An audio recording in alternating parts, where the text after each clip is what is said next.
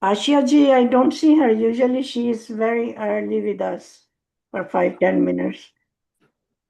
I hope she remembers. Let me send a message.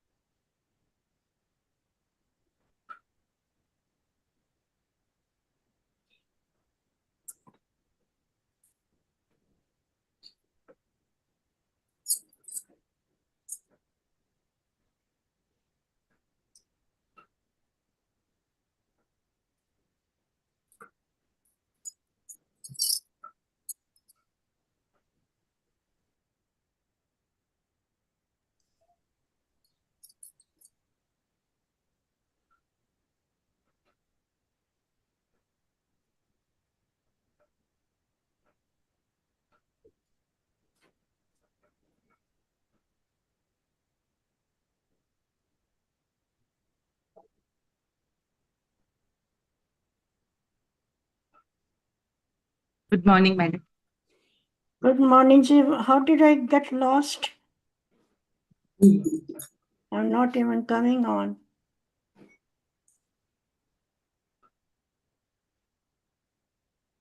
Okay.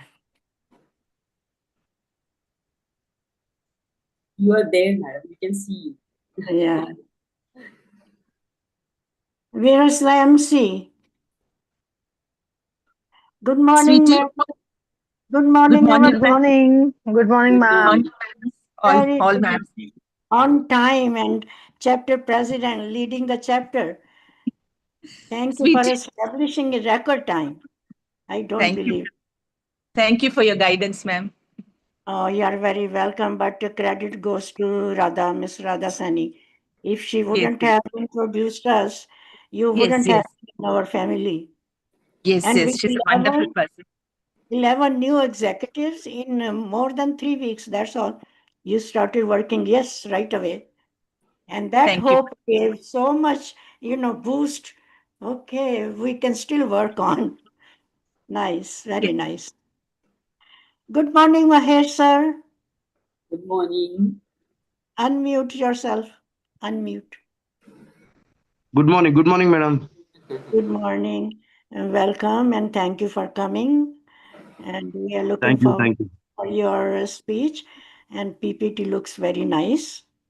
thank you. All your blessings. You're welcome.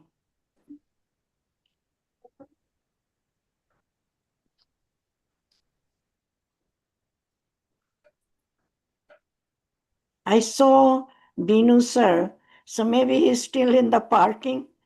Getting. Oh, today is Sunday. Yeah, parking in parking lot as usual for last 6 years. He's there. He's there. Yes, Good sir. morning, Binu sir. Sir, sir, stay there. Kuntala madam. I want one photo. Stay there. Yeah, stay, stay. Don't move. Good evening, Sandeep sir. Good evening. Good morning, sir. Thank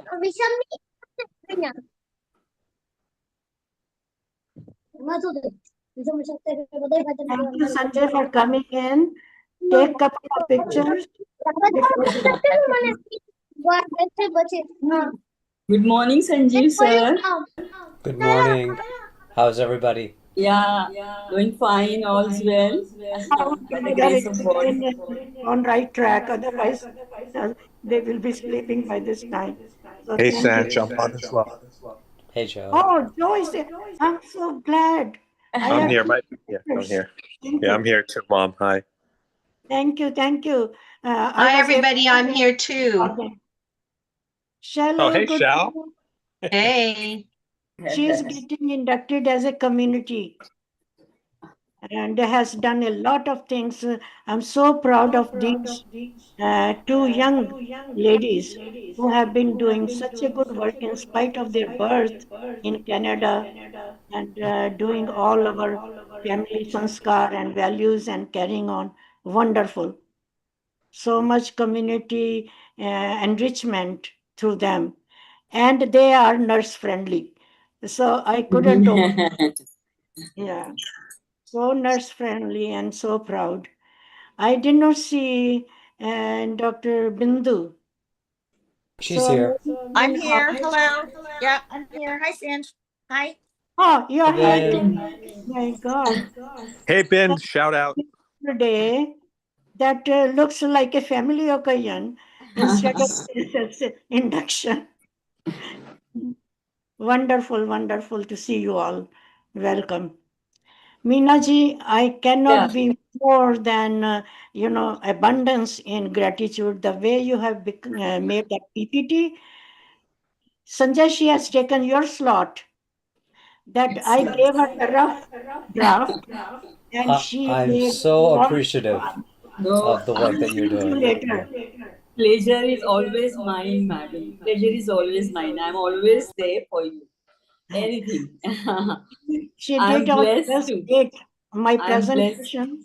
Wonderful, wonderful job. And I don't know how she moved those pictures and images. I still told her to give me one session to teach me. Oh, You too. I How you have Gen Zs around me, a younger generation around me. I take their help. I sit with them and try to That's all do right, it, but you match know how it. to do it. You can at Yeah. least teach me. Wonderful, Thank you wonderful. so much, madam. Thank you. I'm blessed to have you in my life as a special person, inspiring, motivating, and I'm so enriched with all you guys, bringing all different aspects of life.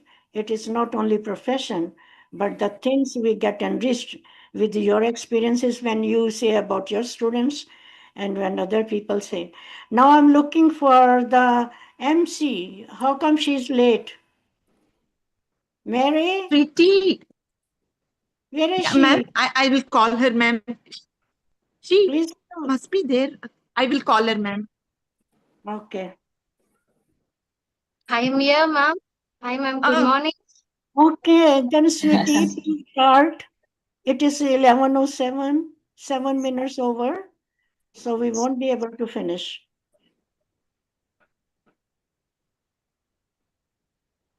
Good morning, ma'am. Good morning, everyone. good morning, good madam. morning. Good morning, Kuntila. ma'am. Who makes our certificates and all the brochures? Kuntala Sahaji.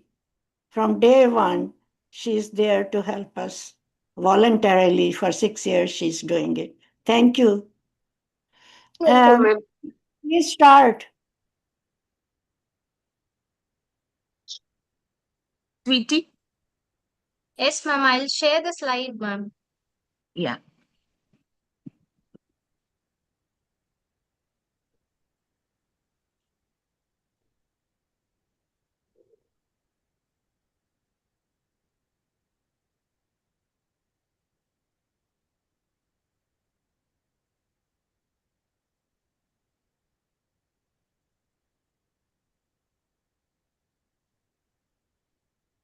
Sweetie met with a mild accident yesterday, ma'am. She was thrown on the road by the auto. Oh, let her catch her breath then.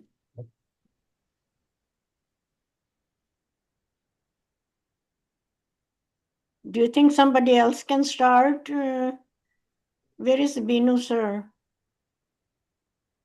He has the madam? Sir, if you have PPT, if you want to just start till she gets settled. Sweetie, you can connect, no? You can share the slide, isn't it?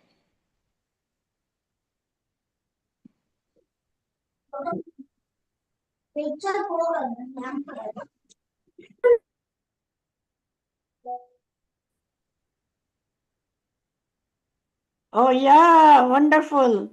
We are on. Thank you.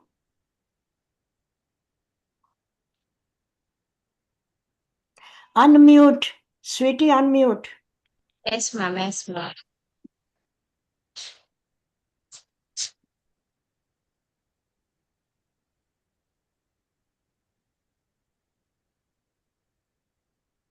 Can I start, ma'am? Yes, ma'am, yes.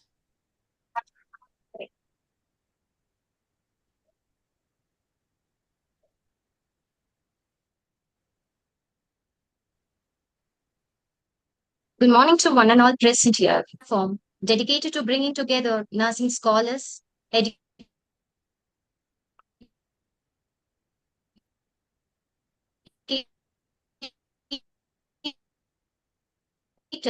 researchers, and students in professional development in nursing.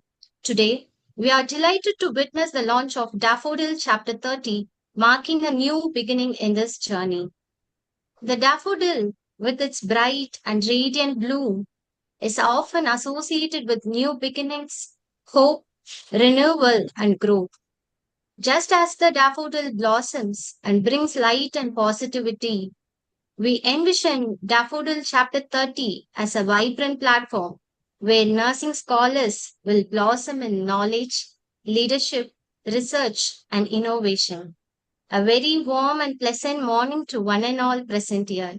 Our respected dignitaries, our esteemed founder, national president, chapter presidents, distinguished guests, respected faculty members, dear nursing scholars, and all the wonderful delegates. A warm welcome to each one of you. It's Thank my you. immense pleasure and privilege to welcome you all for the launching induction ceremony of Daffodil Chapter 30 of Tamil Nadu with headquarters in Vellore. Welcome you all.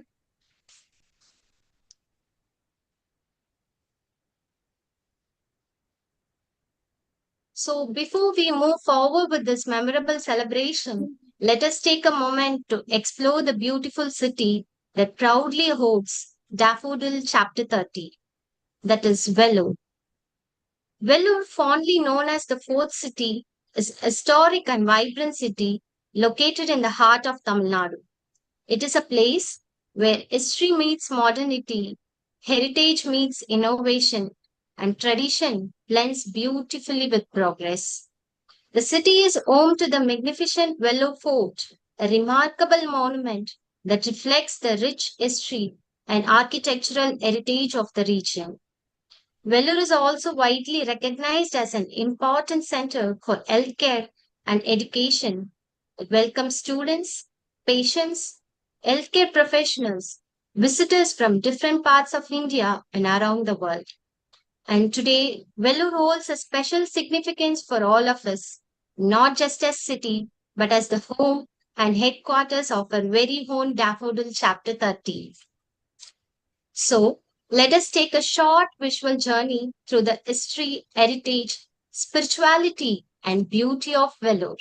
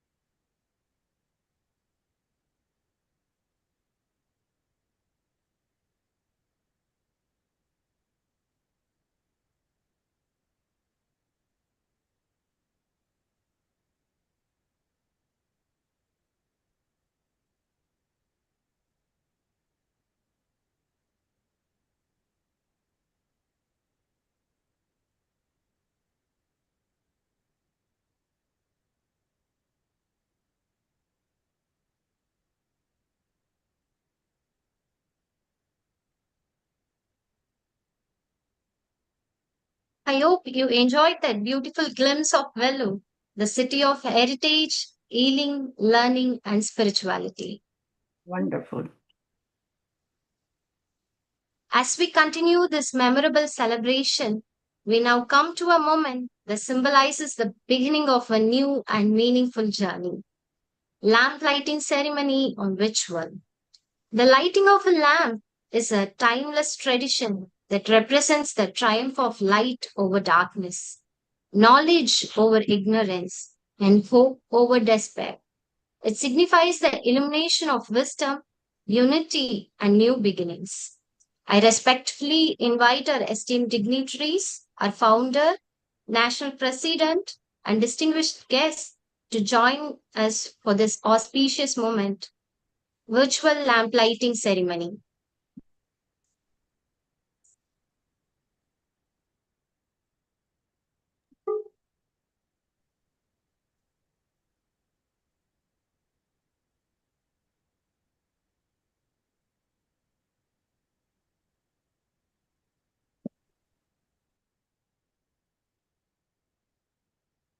No sound.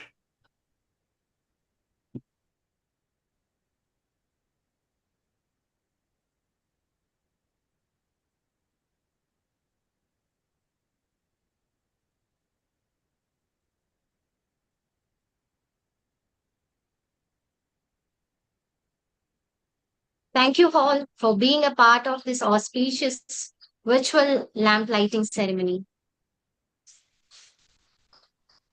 Now, let me take a moment to introduce myself. So, I am Sweetie, currently serving as a tutor in the Department of Pediatric Oncology, Medical and Neurology Nursing at the Christian Medical College, Vellore.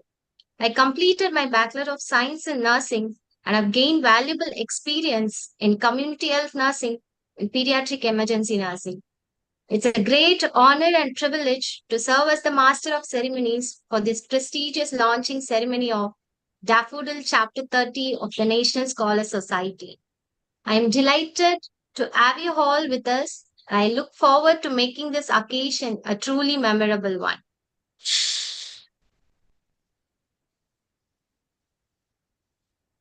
Now, I'm going to introduce our executive members of Daffodil Chapter 30 Tamil Nadu headquarters in Vellore. So, our founder, Professor Emeritus Dr. Swaresh Narula Khanna, who is the founder of NSS. Our Professor Dr. Mary Anbarasi, ma'am, our President of Daffodil Chapter 30. Professor Dr. Binu Jo, sir, our founding president of this National Scholar Society. Mrs. Mary Juliana, ma'am, our vice president of this Chapter 30. Mrs. Arul Mori, ma'am, our chapter secretary. Myself, Sweetie, as a treasurer.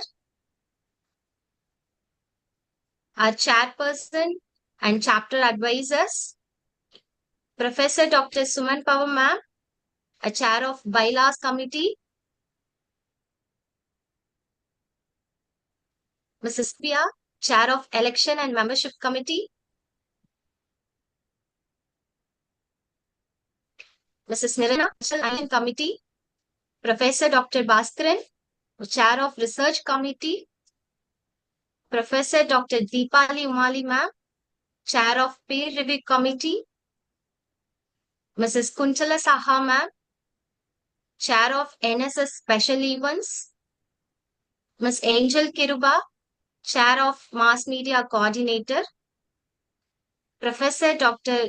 Jayadeepa Ramraj, a chapter advisor.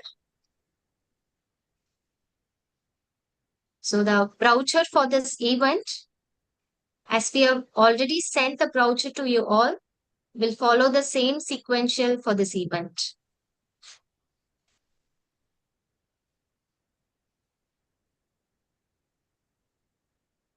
So now, it's my honor and privilege to introduce our chapter president, Professor Dr. Mary Anbarasi Johnson.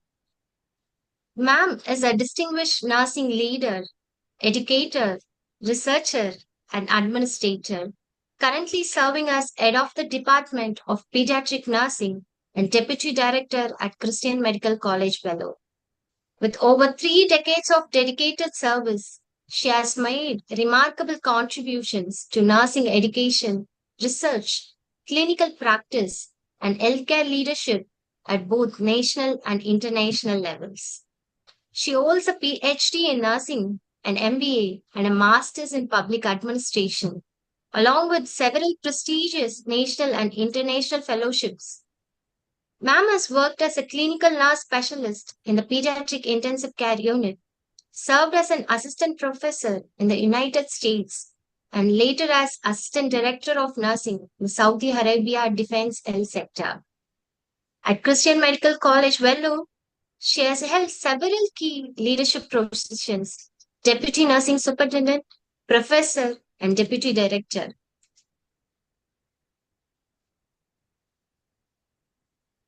Ma'am has made exceptional contributions to nursing research and educations with more than 100 publications in national and international journals, 3 authored books, 5 book chapters, and a successful mentorship of numerous undergraduate, postgraduate scholars.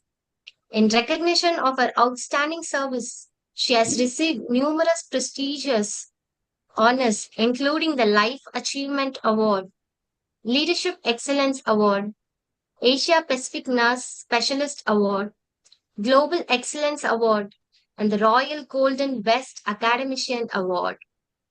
Today, we are especially proud to have her with us as the President of the National Scholars Society. It is a great honor to be under her visionary leadership. Our team will be under as a center of academic excellence, research, innovation, and professional growth in nursing scholars across the nation. With great honor, I invite ma'am to deliver her message. Over to you, ma'am. Thank you, sweetie, for the kind introduction. And indeed, I am so grateful to our patron, ma'am, who's been such an inspiration. Every time she gives so much of energy to me. If I am functional and if I am active, I must really owe to her. And other than ma'am, it's Dr. Radha Saini, who's been with me in my journey. And Dr. Radha Saini, such an eminent personality, my close friend as well. And she's a boost for me. And also my president, sir, the Nurses Scholars Society president, sir, who is like my own brother. And all of you for that matter, we are so connected in Christ's love. And I am living by the grace of Lord Jesus Christ alone. And so I'm so happy that my own people here, my faculty who are so enthusiastic about the initiation of this chapter, and I'm so grateful to them. And if I'm able to launch this, it's because of the mercy of Lord Jesus Christ and all the cooperation and guidance that I've received from all great leaders like you and my great friends.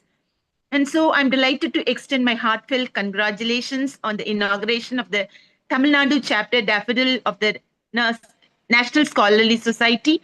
And we know it is an era where knowledge is so expanding rapidly, and a true scholarly society is just not an association, but it is conscience for the profession.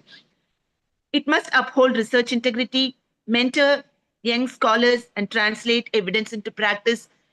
Evidence based practice is a kind of important one that is so much talked about everywhere. And even when patients come over to hospital, they are seeking for a hospital which is NABH accredited or ISO accredited, because more of research gets translated into practice. And therefore, research should be the heart of the society besides the academic excellence. Over 40 years of experience in CMC and a bit of time in US and in Saudi Arabia, I've seen institutions are built by vision, but they're sustained by dedication and scholarship. I'm so confident about this society. It will become a national platform for the ethical and also expansion of knowledge, interprofessional collaboration, and academic excellence. So best wishes to all the founder particularly, our patron, ma'am, and the president, sir, particularly Dr. Radha Saini, and to our own team members. And I'm sure all of us are there. We are not no left alone. We are backed by a great international and national body. There are mentors, there are teachers, there are guides, and therefore we need not feel left alone. And definitely will be mentored and guided by them, and we will cooperate with them, our society members. So stay confident. We are with them, and besides all this, our Lord Jesus Christ is with us. He will never leave us alone because He has promised He will never leave us alone until the end of the age. Thanks to everyone, and all the best to our Daffodil Society. God bless us all. Thank you. Wonderful, wonderful, wonderful. Thank you so much, ma'am, for those inspiring and encouraging words. Your vision and message have truly set the tone for the journey ahead. We are confident that under your leadership and guidance, Daffodil 30 will reach greater heights and create many meaningful milestones. Once again, thank you, ma'am, for your valuable words.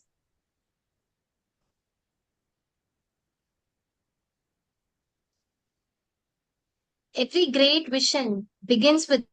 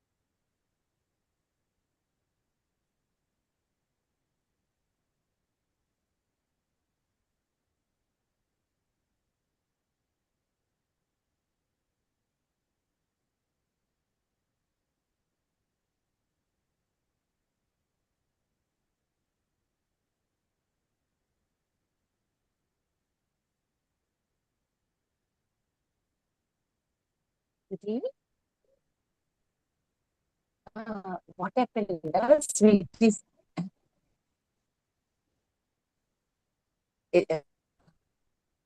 yeah, just find out, no? Is Binu sir or is it Sweetie?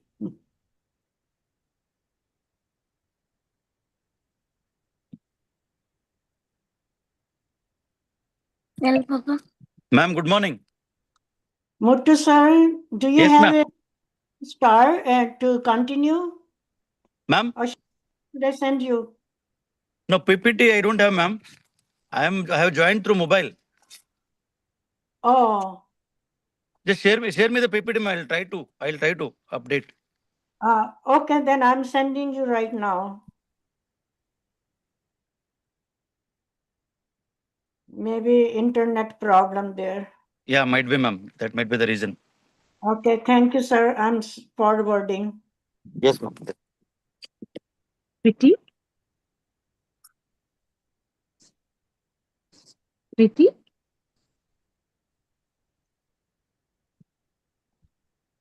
I'm sure internet problem, otherwise she was on.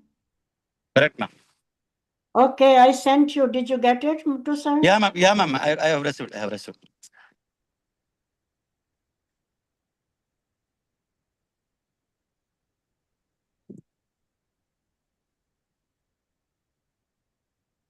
No, cannot share.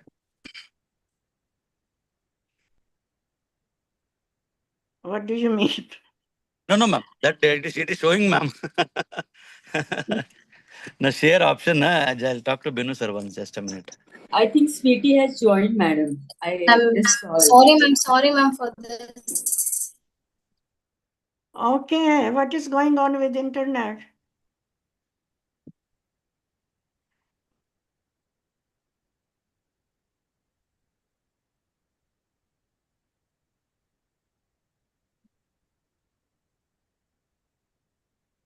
Okay, she said, okay.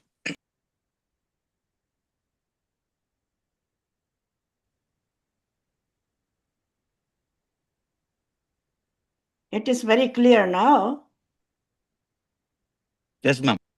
Yes. So sorry for the trouble. Can I continue, ma'am? Yes, continue, please. Why it says stop sharing? Who is sharing? Every great vision begins with a visionary, and every remarkable journey begins with someone who dares to dream and transform that dream into reality. It's my immense pleasure and honor to introduce the founder or patron, Professor Dr. Narula Khanna, ma'am. Ma'am is doctoral. She has 40 plus years of experience in nursing profession in a variety of settings such as education, practice, research, administration, and management. She is a seasoned author of research articles, book chapters, and writing third edition of History of Nursing and Indian Nursing Leaders from 1947 to 2026. Madam is a founder of 3 nursing NGOs and patron of 4, that is CNRS, NSH, NSS, including NTAI.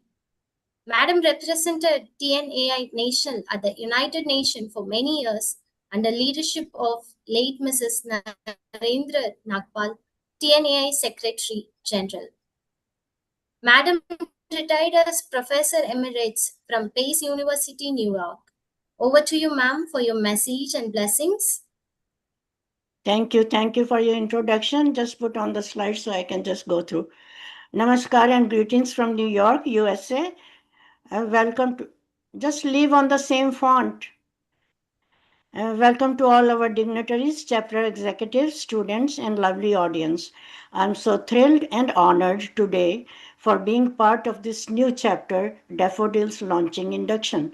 Kudos to Dr. Mary Ann Varasi and her executive team, organizing team, MC Sweetie, PPT developer, and for working so hard to have this induction in record time. Best wishes and God's blessings to you all. See you in induction ceremony section.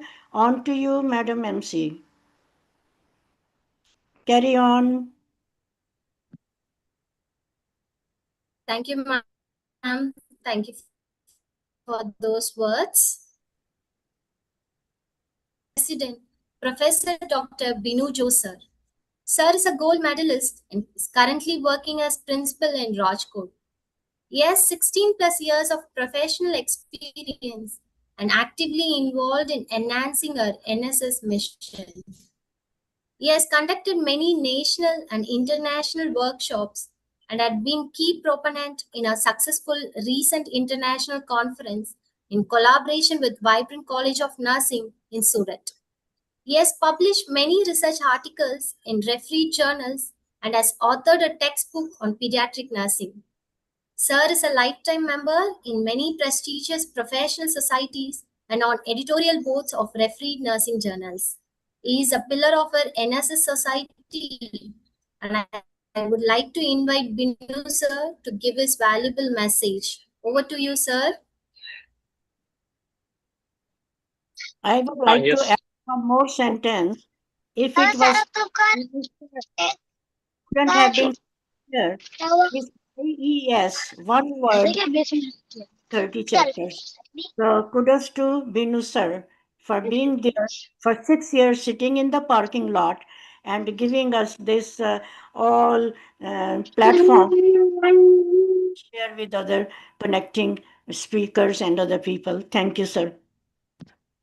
Thank you, Sweetie ma'am, and thank you, our patron madam, and all the smiling dignitaries, dear esteemed chief guests, speakers, guests of honor, faculty members, nursing professionals, yes, of course, researchers, students, and dear members of Nursing Scholar Society.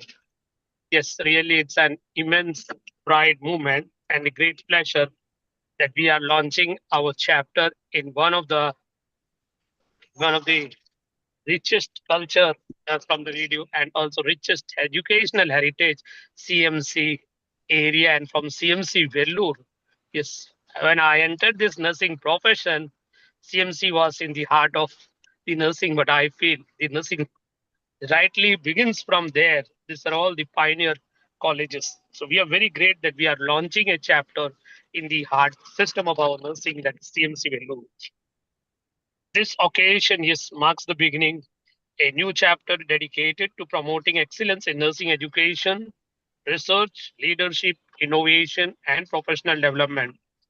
Yes, through this chapter, we can aspire to create a vibrant academic and scholarly community where knowledge is shared and expressed, research is encouraged, leadership is nurtured, as lifelong learning is embraced. Yes, the Nursing Scholar Society is, of course, committed to empower our own nurses and nursing students by providing opportunities for academic growth, scientific collaboration, and evidence based nursing practice. Yes, it's of course always together we can contribute meaningfully to the advancement of the nursing profession and the improvement of healthcare. I extend my heartfelt gratitude to our distinguished guests, faculty members, organizing committee, and all the participants for being a part of this memorable milestone. Your encouragement and support will inspire us to greater heights. Yes, we are very thankful to Mary Madam, Radha Madam, and all the back members who have really the pillar of starting this chapter. We are very grateful for that. So let us work together to build a future where nursing excellence transforms and leaves strengthens healthcare globally. Thank you, one and all. Thank you. Over to you, Sweetie. Thank you so much, sir, for those insightful message and inspiring words from you, sir.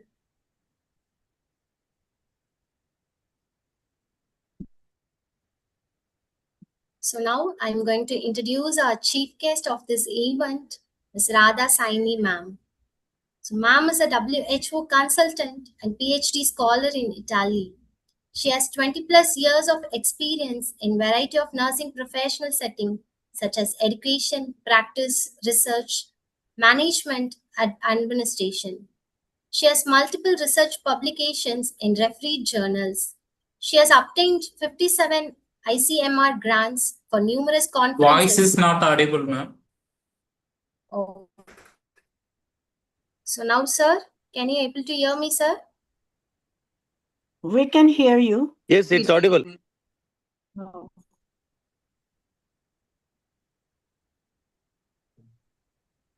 Can I continue, ma'am? Yes, yes, ma'am. Yeah. So, ma'am has multiple research publications in refereed journals.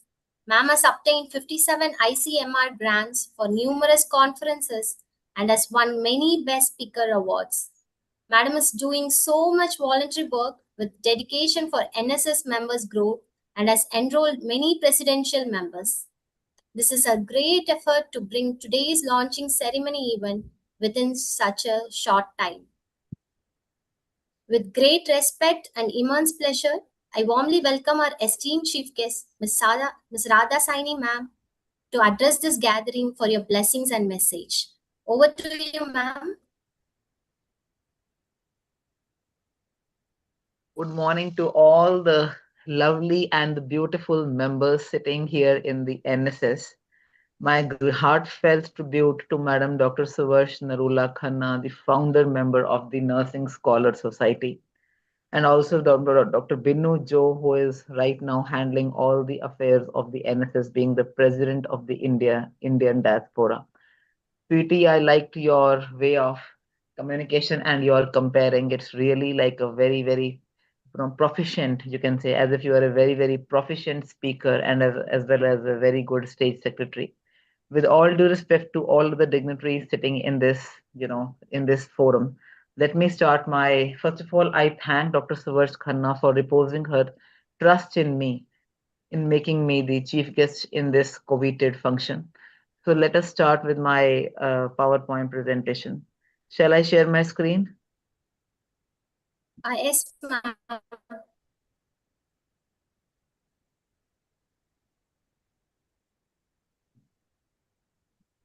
Is it coming? It says allow. Yes, it is. Is it coming now? Yes, started something. Yes. Yeah. Yes. Is it now? Yes, Organizers, please say. So, well, I am Radha Saini. I am the consultant for the World Health Organization, Geneva. And namaskar to all of you. And I have right now 4 consultancies in my hand, and I'm on the roster of consultants for the 4 consultancies of the WHO. Right now, I'm doing my PhD on a full-time basis on a scholarship from University of Rome Tor Vergata, Italy. So I have been a recipient of numerous awards and accolades by the Ministry of Health and Family Welfare, Government of India, NIH and Fogati International Center, USA, a fellow of UACC Geneva in preventive epidemiology of cancer. And I've taken more than 52 independent ICMR and seminar grants. And I have more than 77 publications in national and international journals of repute. So ma'am has given me a very, very important topic, that is building trust through dialogue, inclusion, and reconciliation.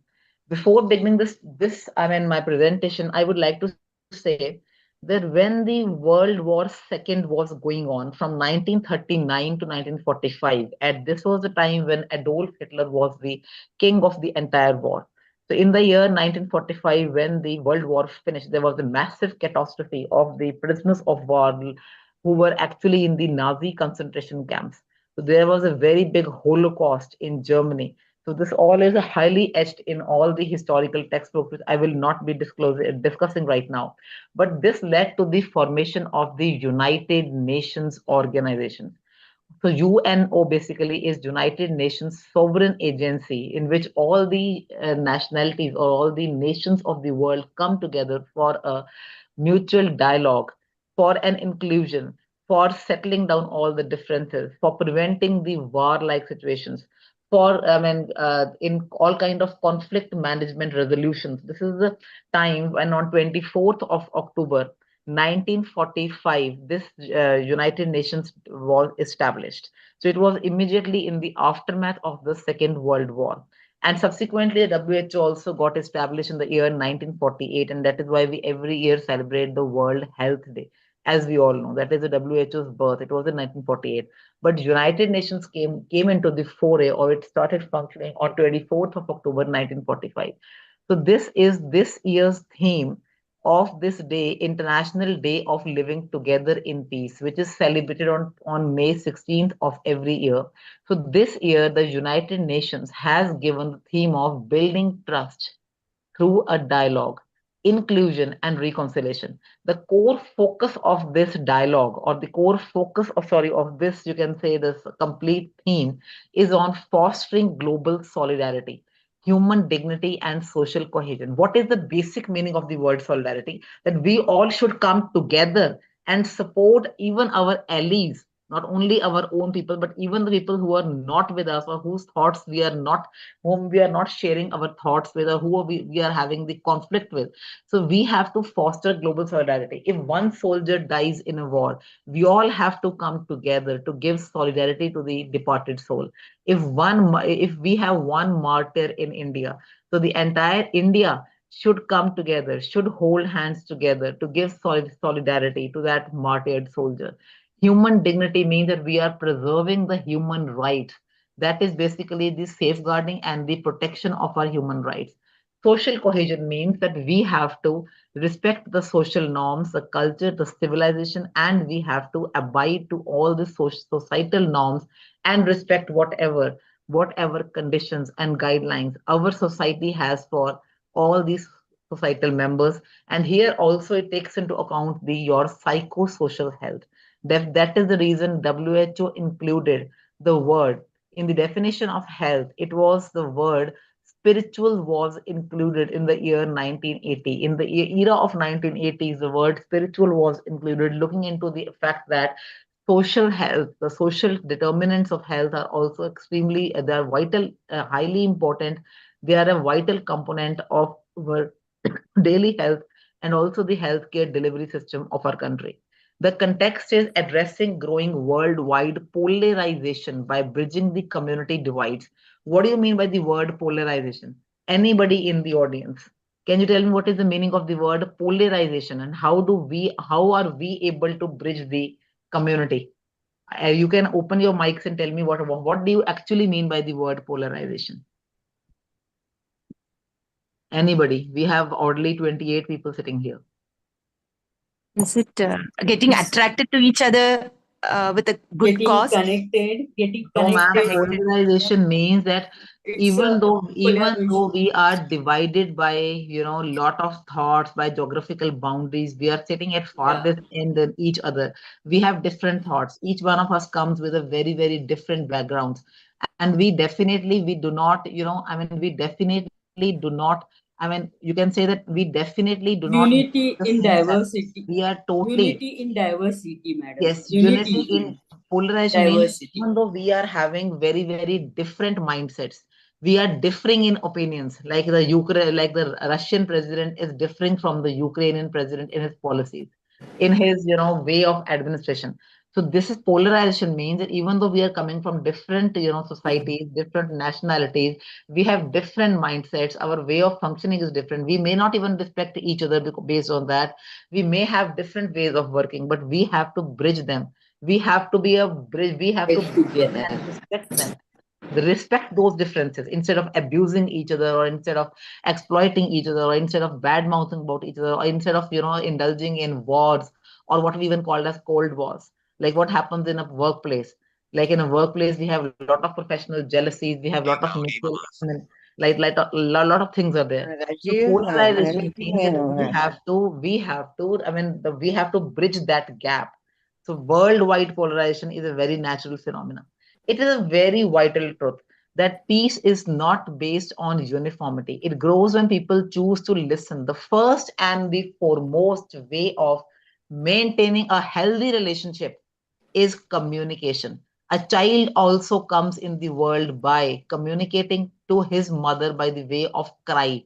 The first cry of a newborn baby, when it comes out of the womb of the mother, the first communication is by a cry, because the baby cannot speak, a neonate cannot speak. Similarly, if we all human beings, our human sensitivity is the first thing that we are together, that we are, we are standing in each other's need of the hour. So we have to, we ought to, we have to, we ought to, we should be, I'm short of the words of vocabulary, respect each other's cultural perspectives as well. Not that she is a Muslim or I am a Hindu, so I have to be, I don't have to respect her. Never try to be ethnocentric. My ethnicity is wearing salwar kameez, whereas a Muslim ethnicity is wearing a hijab and a burqa. So we should not be judgmental. We should not be saying, because this is my ethnicity, so I should not be ethnocentric. So we have to make room for one another and protect the dignity of those whose experiences, beliefs, and backgrounds may differ from their own. For example, my beliefs, my background, my socio-cultural perspective, my socio-religious perspective, my socio-political, socio-cultural, socio-political, and my cultural milieu, my social milieu may be different from the Afghanistan, maybe just different from Saudi Arabia. So I have to bridge that polarization. And that is what is the meaning of the word building trust through dialogue, inclusion, and reconciliation. I think more than 100%, I think even 100% of the problems of the world can resolve if we maintain a healthy communication. If I have a problem with you, I need to discuss that problem with you you instead of telling it to all my friends or to my relatives or to my parents. So communication is the basis or the vital component. It's a solid component, a vital component, an integral component of making healthy professional relationships with the people all around the world, irrespective of caste, creed, religion, or your social ethnicity. So now, if we see the next slide, how much soil now? Very recently, past 1 week, what is happening on the Jantar Mantar? We all are very well aware. Students all over the India are protesting for the NEET exam, which is a basis for taking admission into various government and private medical colleges in India. Medical education in India has deteriorated beyond its level of beyond our levels of contemplation. So how much solidarity we have shown here. So this calls for attention to our everyday work of peace. So this theme says that we have to be sensitive, not only at cultural sensitivity has to be shown, we have to be sensitive with somebody else's emotions, the sentiments. And this is not only the diplomacy which has to be in the institutions, but in our daily lives also, in our schools, neighborhoods. Place of worship means spirituality, and public life means in our daily, everyday social life, social inclusivity has to be there. In a year when many societies are feeling the weight of polarization, our message is both timely and deeply human. So we are nurses. Our care has to be given with a humane touch of love and affection. Only in the books the word universal brotherhood is there. Nursing is mothering, nursing is nurturing, nursing is caring. I think there are more than 72 qualities of a nurse mentioned in Sister Mary's book of Fundamental of Nursing. But how many of these qualities actually we are imbibing in ourselves is a need of the hour. So how much solidarity each of us Indians, our population is exceeding 1 billion. So all those almost, you can say, more than 10,000 students who were protesting in this cockroach parties, cockroach Janta parties, the protest in Delhi, in the Jantar Mantar, and they were progressing towards the parliament seat. How many of our Indians went there to save them? How many of our Indians did anything for them, excepting for a very few people who, in actual sense, pizzas and food for them? So basically, basically, what is the need of the hour is that how much human sensitivity we have for our fellow Indians. So now if we see next, this is the recent protest by students in Delhi, and where a modest lathi charge by the police left hundreds of our students wounded and stranded on the roads with no emergency equipment to even save them. No one to even ferry them to the nearby hospitals. The children were soaked in blood. They were perspiring, even many of them were sitting in the hunger strike. That was to give solidarity to the Nobel laureate. In my eyes, Mr. Sonam Wangchuk from Ladakh, Leh Ladakh, the autonomous areas of our country. According to me, he is a living legend because he has done so much commendable work for the state, for the union territory of Leh Ladakh, which is beyond our levels of contemplation. So many of them they showed their solidarity. All the student youth of the India came together for showing their solidarity, for showing their oneness towards this living legend. So all these protests were for giving this solidarity to the voice of Mr. Sonam Wangchuk, who is actually a living legend. So if we now see that who came forward. So if we see how much this already we have seen. So Sikh community organized langar for all students along with Gurudwara Bangla Sahib. With all due respect to all the Hindu religion, Christian religion, Muslim religion, Parsis, Zoroastrians, every religion, but it was only the Sikh religion and the Khalsa aid and this Sardarji in purple turban who came forward and distributed hundreds and thousands of pizzas and even food products to all the fasting and the protesting students for the need in the national capital region of Delhi. And along with this Gurudwara Bangla Sahib, adjoining this place where the venue, they opened up their gates and the langar was served, the free food was served to thousands and thousands of students, and they also took care of their wounds and giving the first aid. So this is Gurdwara Bangla Sahib, where they're offering the first aid and free food to all the students, and Sikh community is offering the free first aid, medication, and this is where the humanitarian efforts took place, which the government of India, which our public sector enterprises, even the local NGOs working at the grassroots level, none of them came to the foray accepting the Sikh religion. And definitely Singhs are the kings. So now if we see here on the next slide, so what are the core pillars? What are the core pillars of this theme? The first is dialogue. The dialogue has to be very, very unifying, practical, and it has to adapt to the to whatever is the socio-cultural milieu of that place. Adaptive tool for conflict transformation rather than a symbolic gesture. It has to actually, for the conflict management, here comes the conflict transformation strategy. So true dialogue demands a mutual two-way process of accommodation where deeply seated fears, whatever fears, your concerns, your weaknesses, your threats you have, whatever issues you have in your mind, they need to be settled down amicably with proper respect, with proper guidelines. They need to follow a proper protocol. So deep-rooted fears, all your fears, your anxieties, all whatever issues you have in the mind, they need to be settled down with a bilateral dialogue. And the priorities need to be acknowledged. Explicitly means that they have to acknowledge with special focus and with a promise to resolve them as soon as possible. So there is a difference between the grief resolution. When we go for grief resolution, or when we go for what we call as conflict resolution or grief, how to settle down the grief, the first and foremost is your dialogue. It has to be very, very respectful, and empathy is the foundation of every dialogue. Unless and until I'm not empathetic with you, I'm not sympathetic with you, it's of no value. Second is inclusion, where you are including all the marginalized people in your demography. And that can be the widowed mothers, even the mother and children and the displaced populations like the migrant populations and the refugees, asylum seekers, like from Ukraine, from Lebanon, where right now civil war is going on in the country, what we call as this country, South Sudan, in the country, Armenia, wherever right now civil war is going on, in the country, Lebanon.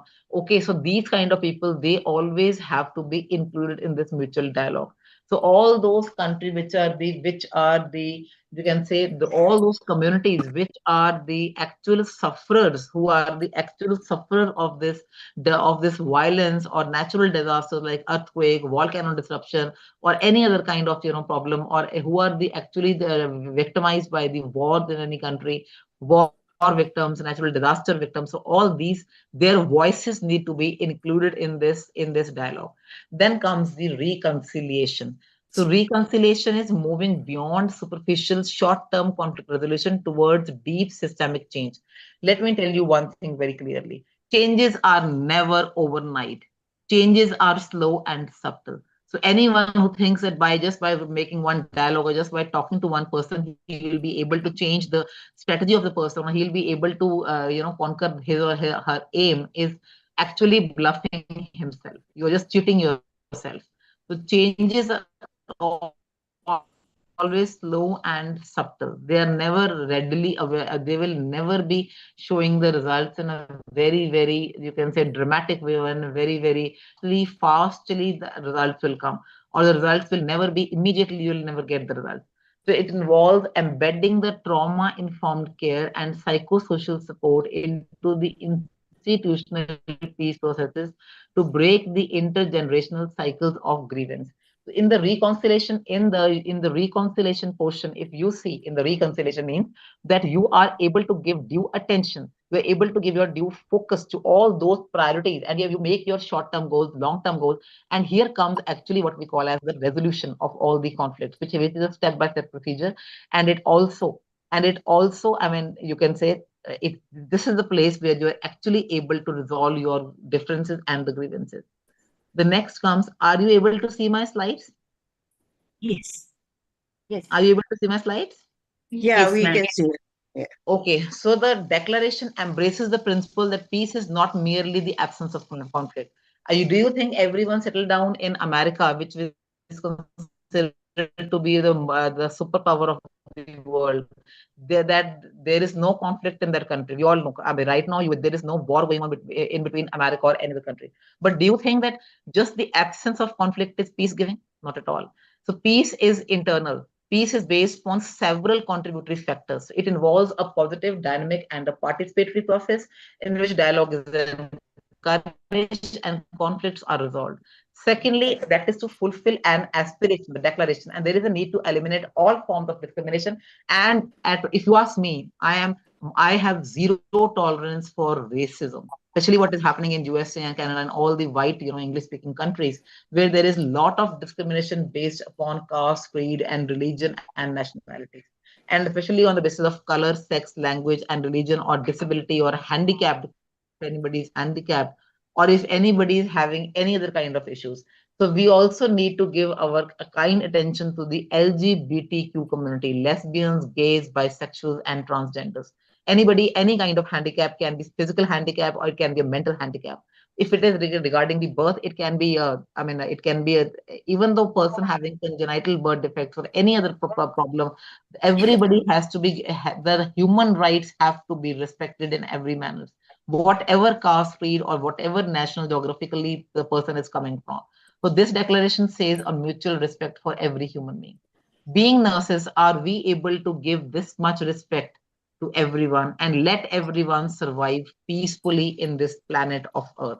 Let universal brotherhood come to the fore. Let every human being be given a dignified life, a sustainable ecosystem, a place where everyone's potentials come on the fore, and everyone is able to exploit their talents to the maximum. Everyone enjoys what we call as the health wise. Everyone needs to be healthy, and also here comes what we call as the in terms of health, accessibility to health, the accessibility to treatment, and an equality for everyone. So here, what we call as that in terms of WHO, if we see, access to health has to be given to every human being, and every human being should have access to utilizing all the community health resources. The utilization of the community health resources by every human being is a must. So if we actually want to give a healthy life to all our, not only patients, but all our community. Last but not the least, thank you to all the beautiful girls and the handsome guys for being patient. Once again, thank you, Madam Suvarsh Khanna, for reposing your faith in me, for being and to give me a chance to be the chief guest in this coveted function. And thank you, Madam Mary Johnson, for appreciating me a lot. And I know you will be taking forward the legacy of Madam Suvarsh Khanna in developing not only this chapter of the NSS, but the entire India. And I think you will definitely sow a very beautiful seed of NSS in your vibrant, place of CMC Vellore, where innovations and discovery, scientific innovations and discovery, and research and evidence-based nursing is actually the best. This is the place giving the best platform to all these scientists. Thank you. Radhaji, stay there. Sure. We are just changing the sequence because there are 2-3 foreigners here who are already 3-4 hours beyond their sleeping time. So they requested if we can just take them in for a couple of minutes and then let them go. So I thought, okay, and Radha is also in another conference in Mysore. So these three have to go. So we will just oblige them. Okay, we are coming to that portion, sweetie. Put those two. Yes. Yes, ma'am. Yes, ma'am. Thank you so much, ma'am, Ms. Radha Saini, ma'am, for that truly insightful and thoughtful, provoking message. Your words on building trust through dialogue, inclusion, and reconciliation have reminded us of the importance of listening, understanding, and embracing one another with respect and empathy. Your message is a powerful reminder that meaningful dialogue and inclusivity are the foundations for building stronger communities and a better future. We are truly grateful for your valuable insights and for inspiring us with your words. Thank you so much, ma'am. Thank you, Madam Sweetie. Stay there, Radhaji, you have to read for us. And go to that profile of Mrs. Shalu. Did you get them in, or I can read it from here? Thank you, sweetie, for inviting me, but go to that slide, please, of Mrs. Shalu. Okay, by the time she's going, I will read it for you. Mrs. Shalu Kundan has been school teacher for more than 30 years and has many students who have become nurses. She has been involved in many community projects voluntarily in Ontario province of Canada, and I congratulate her for just coming and for induction and staying there for another 3 hours. Why she is being nominated? Because these youngsters are doing so much work in the community with the Indians. Though they are born in foreign countries, they haven't been much in India except than visiting, but their value system and all is such, helping elderly, if anybody asking for transportation, going one extra mile to help in every which way they can. So I'm very proud to nominate this in foreign category as a community leader, and there is another one so they can give their speech after I finish their profiles. The other one is Dr. Bindu Kumar. She is a physician in more than 25 years of experience and currently serves as the Director of Occupational Medicine for a 5-hospital health system outside Philadelphia in USA, one in Canada and one in USA. Throughout her distinguished career, she had the privilege of working with the caring for and mentoring nurses, promoting nurses safety. Madam had been involved voluntarily in many community projects in addition to caring those injured while serving others. It had been her central focus of her personal and professional career. I would like to invite Shalu Madam if she can give blessings and a few words of her message. Mrs. Shalu, Sure. on to you. Okay. Thank you, Dr. Narula Kanaji, for the invitation. Respected dignitaries, founder, patron, madam, founding national president, principal of the Daffodil chapter president, Dr. Mary A. Johnson, and the talented executive team. Thank you to each and every one of you for honoring us. Nurses are the pillar of the healthcare system. You all have our unconditional support, and we will continue to uplift this nursing profession in our schools, communities, and prayers. Our best wishes and blessings to the new inductees and all of God's blessings. Once again, thanking you very much for including us into your NSS family. On to you, dear MC. Okay, I'm continuing. If I can call Dr. Bindu Kumar, if you would like to share a few words with us. Thank you. Thank you, NSS, for inviting me for this honor. Respected founder, patron, Dr. Narula Khanna, founding president, Dr. Binu Jo, Daffodil chapter president, Dr. Mary A. Johnson, talented executive team, organizing committee, and new inductees. Congratulations. As already said, nurses are the backbone of our healthcare system and are being appreciated for the compassion, their dedication, and for quality of care for the assigned patients that they see every day. I have been and will continue to promote a positive image for our nursing profession in the community. I salute all the nurses who have been caring for our patients with high standards, and once again want to congratulate everyone on this call and best wishes for the organization. Thank you. Both of you, and I would like to invite Radhaji if you can read pledge for us, please, and they will say, I do. No, this is Society Pledge, Hall of Fame Pledge. Yes. Radha? Yes, ma'am, I'm there. Yes, I Yeah. am there. And when you, they will say, I do after you. So I solemnly pledge as an inductee of Hall of Fame of NSS that I will honor and cherish the valuable award by showing my allegiance to the society. I will uphold the standards of nursing profession, strive to promote and project the positive image of nursing profession. I will keep my allegiance as a life member of this prestigious team. I pledge in front of Almighty to promote and perform my duties as assigned. I do. I do. I do. I do. God bless you all. God bless you all.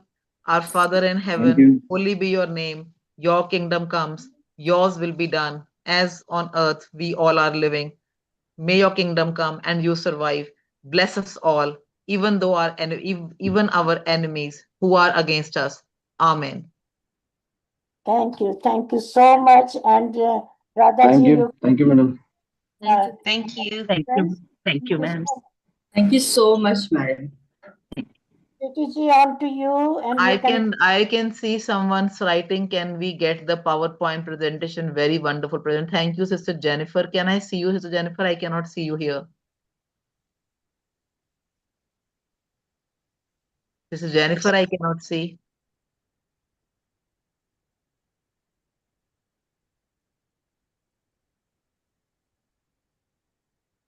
Jennifer, I cannot see you here. Anyways, if you want to, you are Sister Jennifer. Okay, Jennifer.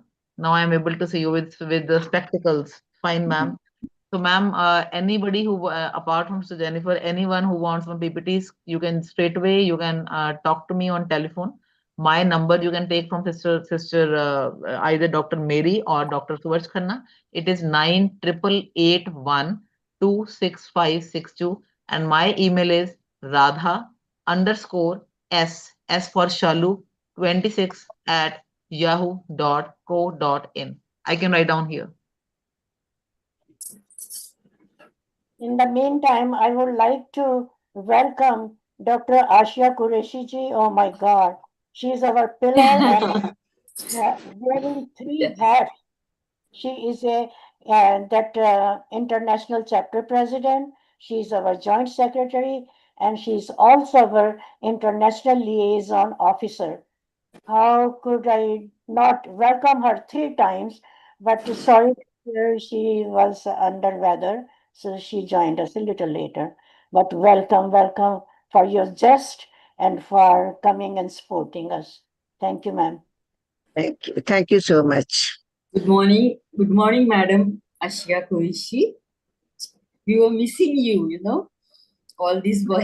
So, Madam tried to connect you to, and you are there. So, it's a full forum now.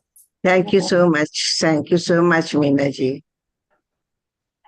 Who is next guest of lecture? Sweetie, where are you? Back to our MC.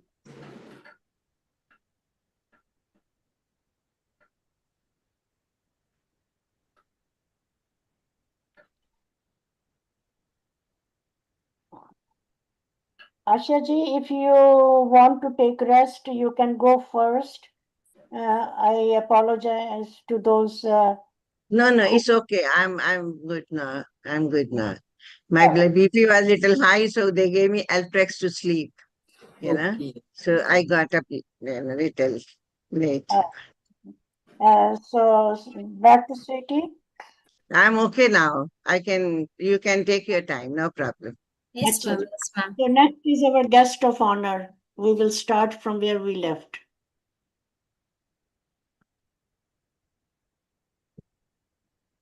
Where did she go? Sweetie? Yes, ma'am. I'm here, ma'am. I'm sharing my screen. Okay. All right. Start with the guest of honor who was in sequence line.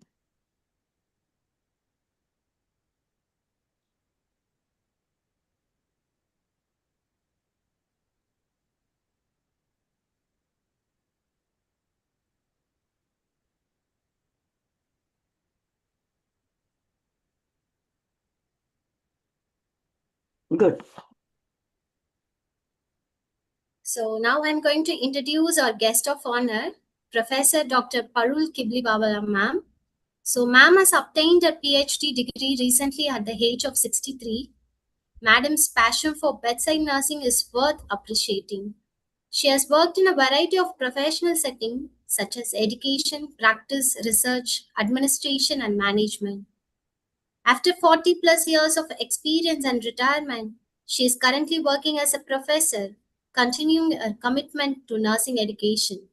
She is our NSS member and was awarded with Lifetime Achievement and induction in Hall of Fame for her contribution to nursing professions. So over to you, ma'am, for your blessings and speech. Thank you. Respected dear patron, founder, Madam Swarish Khanna. Namaste ji. Namaste ji, namaste. Dr. Binu Jo, Dr. Mary Johnson, and members of the Nursing Scholar Society, distinguished faculty members, esteemed guests, and dear students. Good morning to everyone. Good morning. It is a privilege and an honor to join you morning. today as a guest of honor at this induction session. I congratulate every new member of the Nursing Scholar Society. By becoming a part of this society, you are committing yourselves into learning, leadership, research, and service. Today, I would like to share my thoughts on a topic that is transforming global healthcare, One Health in the world. What is One Health? It is a collaborative approach that recognizes that the health of human, animals, plants, and environment are closely interconnected. We cannot achieve good human health without protecting the health of animals and the ecosystem we all depend upon. When forests are destroyed, wildlife habitats shrink, increasing the risk of diseases spreading from animals to humans. Climatic changes affect food, security, water, quality, air pollution, and the spread of infectious diseases. These challenges remind us that health is not limited to hospitals. It begins in our homes, communities, and the environment. Why is One Health important today? Recent global events have shown us how interconnected our world has become. Especially infectious disease can spread rapidly across countries. Climatic changes is increasing heat-related illnesses and vector-borne diseases. Antibacterial resistance threatens modern medicine. Environmental pollution affects physical and mental health. These are not problems that doctors and nurses alone can solve. They require collaboration among healthcare professionals, veterinarians, environmental scientists, public health experts, government, and communities. The role of nurses in One Health. Nurses are at the heart of healthcare system and are uniquely positioned to promote One Health by educating communities about hygiene, sanitation, and disease prevention, encouraging vaccination and infection prevention practices, promoting environmental sustainability in healthcare settings, supporting responsible use of antibiotics to reduce antimicrobial resistance, participating in research, disaster preparedness for healthy communities. Nurses are not only caregivers, they are educators, they are leaders, they are researchers, they are advocates for healthier societies. What can Nursing Scholar Society do? As future nursing leaders, you can develop a holistic understanding of health, participate in research on environmental and public health issues, lead health awareness campaigns in schools and communities, promote sustainable healthcare practices, work collaboratively with professionals from other disciplines, use technology and innovation to improve healthcare delivery system. Every small action, reduce waste, conserving water, promoting healthy lifestyle, and educating families contributes to One Health. A vision for the future of the Nursing Scholar Society. The future of healthcare belongs to the professionals who think beyond the hospital walls. A healthy person depends on healthy family. A healthy family depends on healthy community. A healthy community depends on healthy environment. And together they create a healthy world. This is the true meaning of true health. Dear nursing scholars of the society members, as you begin your journey in this society, remember that your responsibility extends beyond caring for individual patients. You are ambassadors of health, champions of sustainability, and leaders of positive change. Let us work together to create a world where people, animals, and nature thrive to harmony. I leave you with this thought. The future of health is not built by one profession alone. It is built through one vision, one collaboration, and one health. Thank you for inviting me to be part of this meaningful occasion. I wish the Nursing Scholar Society a great success in nurturing compassionate, knowledgeable, and innovative nursing professionals. Thank you and best wishes to each one of you. Thank you, Sue, and thank you all of you. Welcome, sir. Welcome.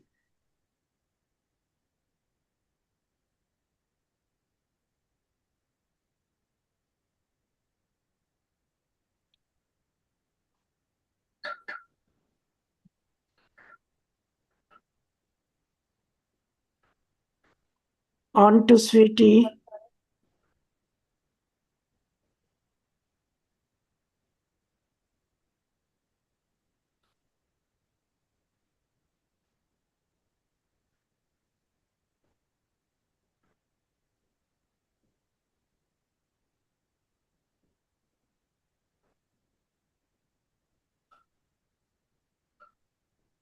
Sweetie, do you snooze?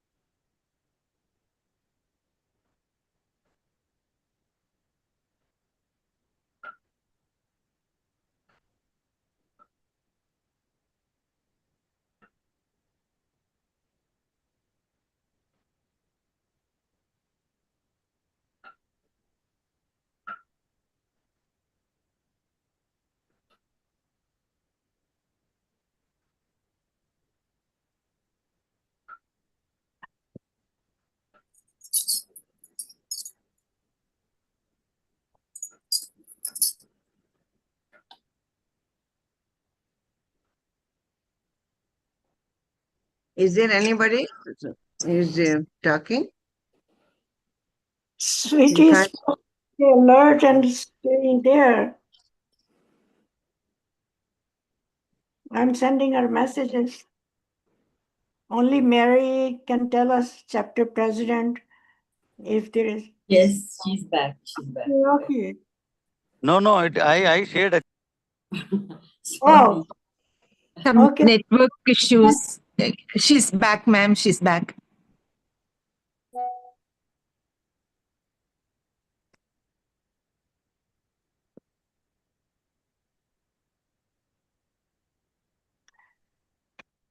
Muthu sir, Yes, ma'am. do you want to continue? No. Let her. She's there, ma'am. She's there. If she's not, we can not a problem. I don't see anything on her side.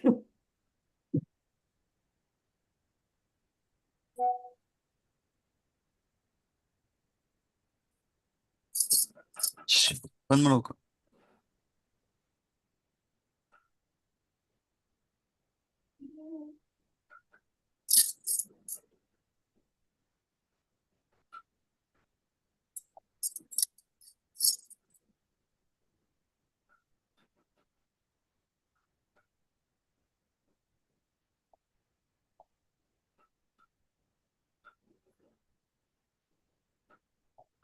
Good morning, everyone. Good morning, ma'am. Good morning, Good Deepali. Ma'am, this is Dr. Deepali. Shall I continue my part? So meanwhile, PT ma'am will give time to reconnect. Or as per you say, ma'am. Yes. Yeah, beautiful. I can't see, ma'am. Anji. Do you have the PPT to someone start? Yes, ma'am. Without PPT, also just I have been appointed as a chairperson for peer review committee. So I can introduce myself and I can deliver my message, ma'am, if you permit. Just to patch up the gap. Otherwise, you continue, ma'am. I see something on the screen now. Yes, ma'am. Yeah.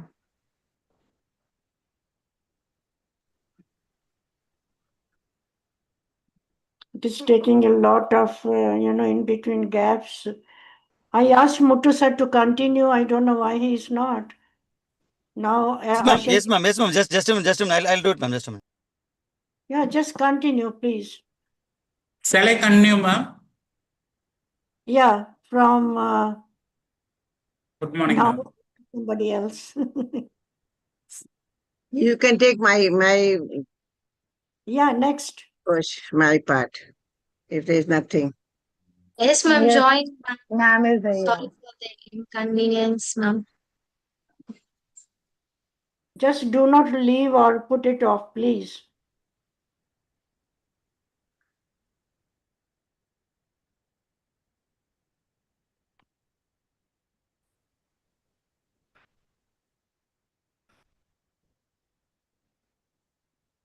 Yes.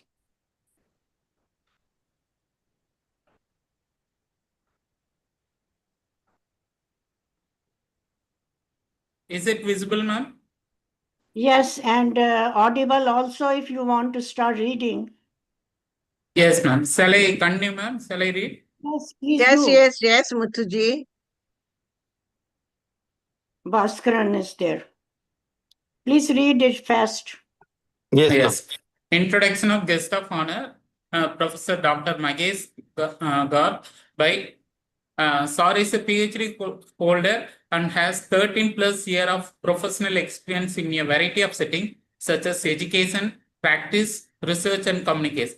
He is a member of Karnataka Nursing Council, ISPN, GIN, RA, NSS and many more. He has been awarded Kannada Seva Ratna in 2013. He has completed many significant health courses such as FCEM, ENLS, etc. Sir is currently working as Principal Associate Professor at Sana Institute of Health Sciences.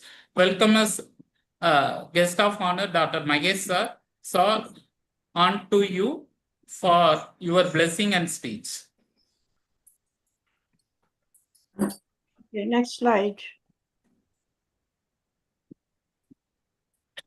Message from sir. Message and blessing by Professor Dr. Magesh sir.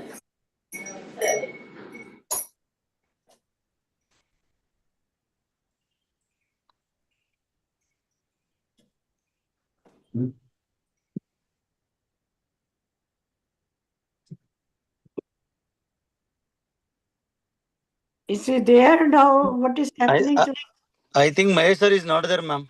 Yes. Mahesh sir. Good morning. He's there. Good morning. Sir is there. Good morning. Good morning.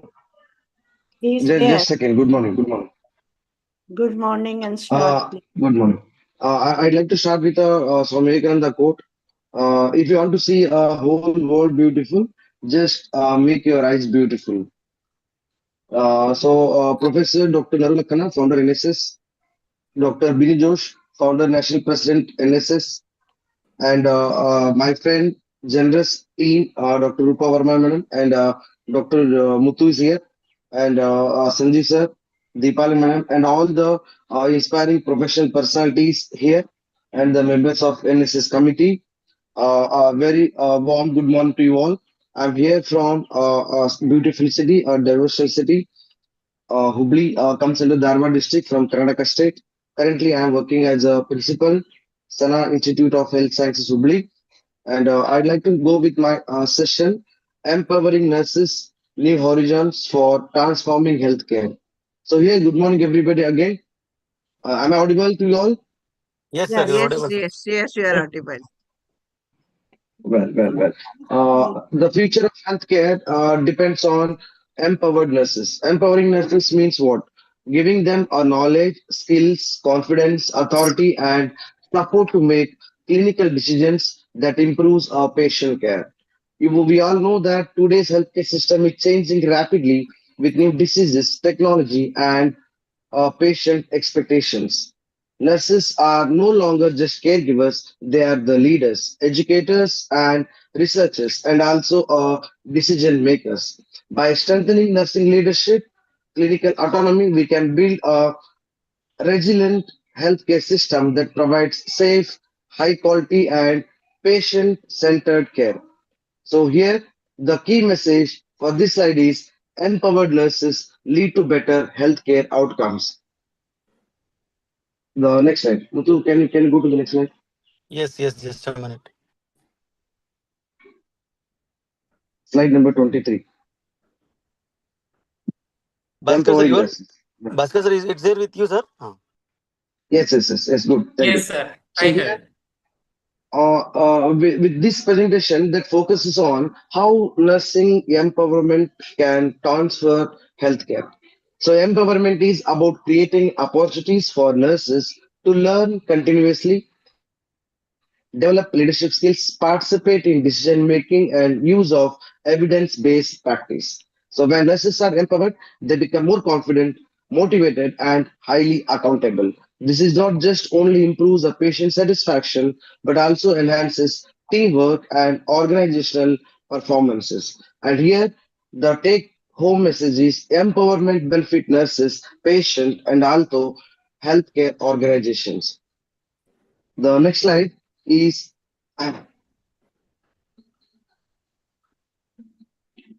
here. The case for empowerment. Traditionally, nursing management was often compliance driven, where nurses mainly followed instructions and policies. And here today, we healthcare requires structural empowerment. This means hospital provides nurses with access to information, education, resources, support, and opportunities to participate in decision-making capacity. Research shows that empowered nurses' experience is higher than a job satisfaction, lower than a burnout, and better retention and improved patient outcomes. Therefore, we all empowering nurses is not just an option, it is a necessity for modern healthcare system. So here the key message is empowerment improves professional capability and patient outcomes. Thank you. Next one. The slide number 25 that deals with the front line of healthcare innovation. Healthcare is continuously evolving, and nurses are at the forefront of this transformation. Today, we nurses are not only caregivers but also innovators, educators, patient advocates, and true leaders. Empowering nurses means trusting their clinical judgment and allowing them to make timely decisions without unnecessary bureaucratic delays. This leads to faster interventions and better patient outcomes. So here, supportive work environment also helps to improve nurse retention by reducing the stress, burnout, and turnover. When the nurses feel valued and supported, they remain committed to their profession. Most importantly, empowerment or empowered nurses build stronger therapeutic relationships with the patients, increasing trust, great communication, and very good patient satisfaction. Take home messages: empowered nurses improve quality of care, patient safety, and healthcare efficiency. The next slide is pillars of structural empowerment, opportunity, resources, and support. Structural empowerment is built on three important pillars. The first is opportunity, where healthcare organizations should provide enough opportunities for continuous education, professional development, advanced clinical training, and a caregiver progression. Learning should be lifelong process. So second is resources. So nurses had enough opportunities to create resources, need a adequate staffing pattern, modern equipment, updated technology, and a sufficient time to deliver a safe and quality patient care. Without resources, quality care about difficult times. And the third one is support. Who don't need support? Everybody need a support. A gross on the earth need a support. So supportive leadership, teamwork, monitoring, recognition, and emotional support create a positive works environment where nurses feel confident and motivated and very comfortable. Take home messages, opportunity to develop the skills, resource resource enable equality care, and support builds confidence. The slide number 27 deals with the clinical impact of autonomy. Here, clinical autonomy means allowing nurses to make evidence-based decisions within their professional scope of practice. Studies shows that when nurses are empowered and trusted, adherence to the clinical protocols can reach around 89% of leading to safer and more confident and consistent in patient care. Higher protocol compliance reduces hospital-acquired infections, medication errors, and other preventable compliances. It also improves patient safety, clinical outcomes, and overall healthcare quality. Therefore, nursing autonomy is not about working independently from the team. It is about the making teamwork timelessly informed clinical decisions while collaborating with the multidisciplinary healthcare team. The take-home message is greater nursing autonomy leads to better protocol compliances, improved patient safety, and higher quality care. The next slide, number 28, systematic benefits. So here, empowered workforces. Empowerment is not just about giving nurses authority. Since my first slide, I'm dealing with explaining with empowered.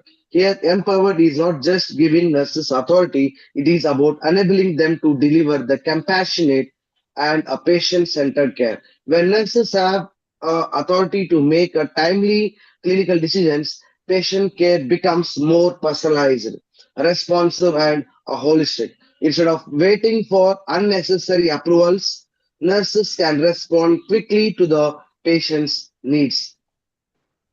And here, compassion and authority together create a healthcare environment where patients feel respected, safe, and cared for needy people.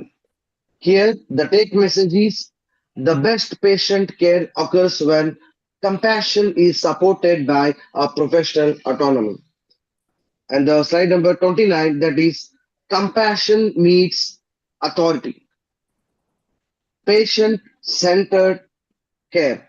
Nursing power can be understood in two forms, formal and informal power.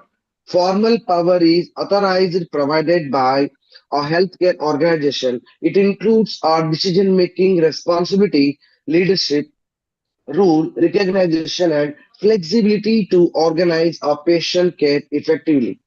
Informal power develops through a professional relationship and trust. It comes from a good communication, a teamwork, monitoring, junior nurses, a strong collaboration with our doctors and other healthcare professions. Both forms of are equally important. Formal provides authority while informal provides and builds influence and teamwork. Together, they strengthen nursing leadership and improve the patient outcomes. The key message is true nursing leadership combines organizational authority with a highly professional relationships. So here the next is slide number 30.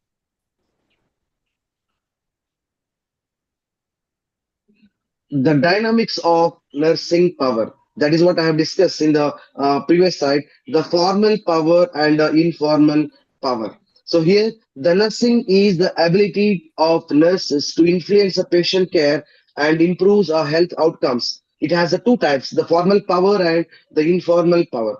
Formal power comes with the nurse's official position and the official responsibilities. It helps in decision making, managing staffs, and providing a quality of care. Informal power that comes from a knowledge, experience, trust, and a good relationships.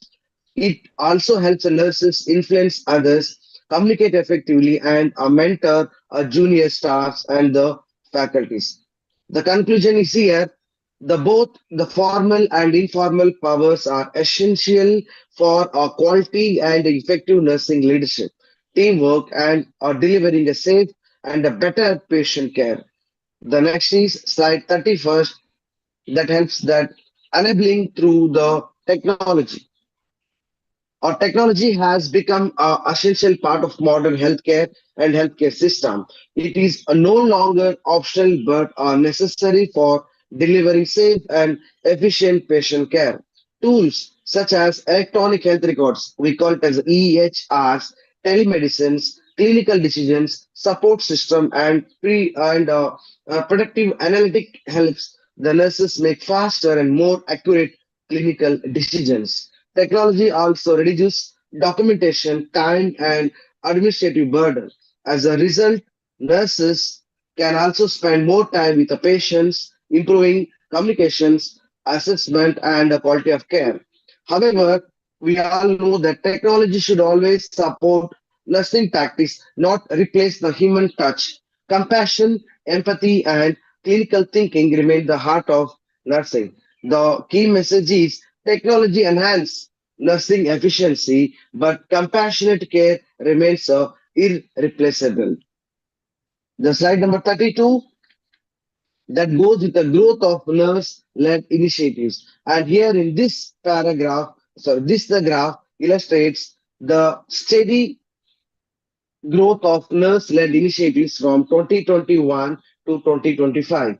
The upward trends that healthcare organizations are increasingly recognizing the nurses as leaders in clinical practice, quality improvement, patient education, infection control, and research. As nurses are empowered with a greater autonomy, education, and leadership opportunities, they contribute more effectively to innovative and improved healthcare outcomes. This growth also reflects the success that's shaped by the governance, evidence-based practice, and continuous professional development. And the key message of this slide is when nurses are empowered, innovative grows, and leadership strengthens, and patient care improves. And the 33 slide, number 33, that is strategic roadmap for a transformation.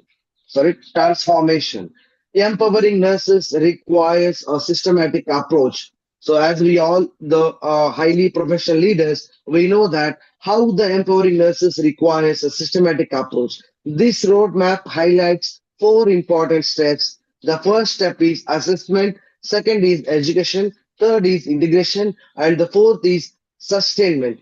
So let's deal with the first step, assessment, identifying our current challenges, leadership gaps, and barriers to nursing autonomy. Second one, that provides leadership development, clinical skill training, advocacy, and continuous professional education. Third step deals with implement and shared governance, strengthening multidisciplinary teamwork and redesign workflow to improve the efficiency. And the fourth one, the final step, regularly evaluate the outcomes, celebrate the achievements, collect the feedback, and continuously improve the policies and the practices. And these 4 steps helps to build a culture of continuous learning, innovative ideas, innovation, technology, and excellence in nursing. The key message is assessment, education, integration, and sustainment are the foundation of successful nursing empowerment. And the last slide, that is the slide number 34, are new dawn in healthcare system. Finally, I would like to conclude by saying that the future of healthcare depends on empowered nurses. Nurses are not merely a caregivers, they are the leaders, educators, advocates, researchers, and innovators who play a vital role in improving the patient care and outcomes. When healthcare organizations invest in a nurses through the education, leadership, and opportunities, professional autonomy, and continuous support. They strengthen the entire healthcare system. Empowered nurses make better clinical decisions, improve the patient safety, enhance the patient satisfaction, and contribute to a higher quality care. As a healthcare continues to evolve, nurses will lead the transformation through the evidence-based practice, innovation, compassion, and collaboration. And I would like to end with this thought: the future of health and care is nurse-led. By empowering nurses today, we build a healthier, strong, safer, and more resilient tomorrow. So here, before conclude my chapter today, I'm very much impressed. Just a second. I'm very much impressed with a note that is, Madam Radha, thank you for your meaningful and informative session on this beautiful morning. It was truly insightful and we learned a lot from your presentation. Thank you for sharing us with your wonderful and highly expensive knowledge. Personally strongly believe that the education should not be or never be based on a caste, color, religion, or any other differences. We all educated, and education is fundamental right of every individual, and that should be accessible to everyone equally. It has the power to unite the people, promote equality, and build a better society for all. So here, thank you, everybody, for your kind attention and very meaningful patience. And I would be very happy to answer any questions. And before that, I'd like to say my heartiest thanks and inspiring personality, Dr. Narul Khanna Madam, for always a very supportive. And throughout my chapter, she was very guiding support for me with her blessings and all your support. I'm here to conclude my topic. So I'm very happy to share any of your questions and queries. Kindly, please take a time to have a questions. Bhaskaran sir, will you continue or Sweetie madam will continue, sir? Thank you, Mahesh sir, enlightening with us on speech of empowerment of nursing profession. So next we'll move on to Sweetie madam. I think she's there, I feel. Sweetie madam, you are there? Yes, sir. Yes, sir. I'm Yeah, here, please. sir. Bhaskaran sir, I think Sweetie madam will continue. Thank you, Muttu sir. Yes, sir. Mahesh sir, thank you once again. It was a nice session. Thank you everybody. Yes, it is very excellent.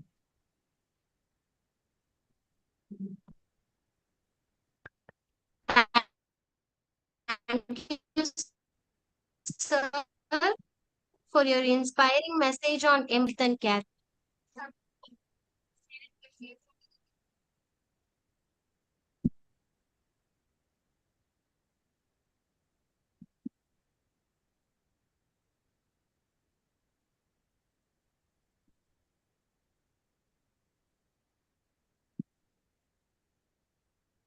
So now, next, I would like to introduce our special guest, Professor Dr. Ashia Qureshi, ma'am.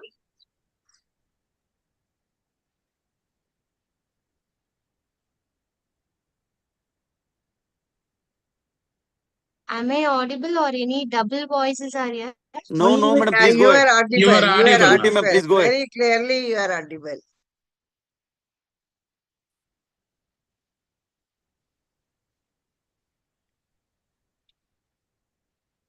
So thank you, ma'am. So I would like to introduce a special guest, Professor Dr. Ashia Qureshi, ma'am. So, ma'am is a well-known nursing leader, seasoned publisher, and an expert researcher. Madam has been associated with the Calcutta University since 2014 till 2021 after rendering 45 years of her services at AIIMS. She has to her credit professional experience of over 50 years, completed her PhD in public health. Ma'am is also an MBA from Modern Institute of Management, Newport University. Ma'am joined AIIMS New Delhi in the year 1972 and retired after superannuation in the year 2014 October. Worked at various capacities as PHN with WHO clinical nurse, educator, administrator, researcher at AIIMS. Ma'am has so much awards.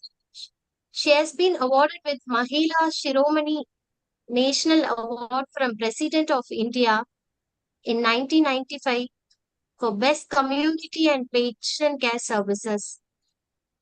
Rajiv Gandhi Excellence Award from NRI Society of India in Delhi from Health Minister for Best Community Voluntary Services.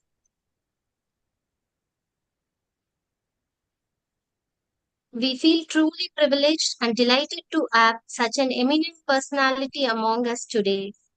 Your presence is not merely an honor, but source of inspiration and encouragement for everyone gathered here.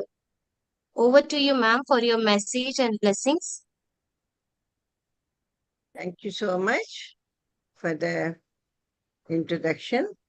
Muthuji, please share my slides. Mr. Muthu, can you share my? Yes, ma'am. I will, ma'am. Just a minute. Just a minute. Yeah.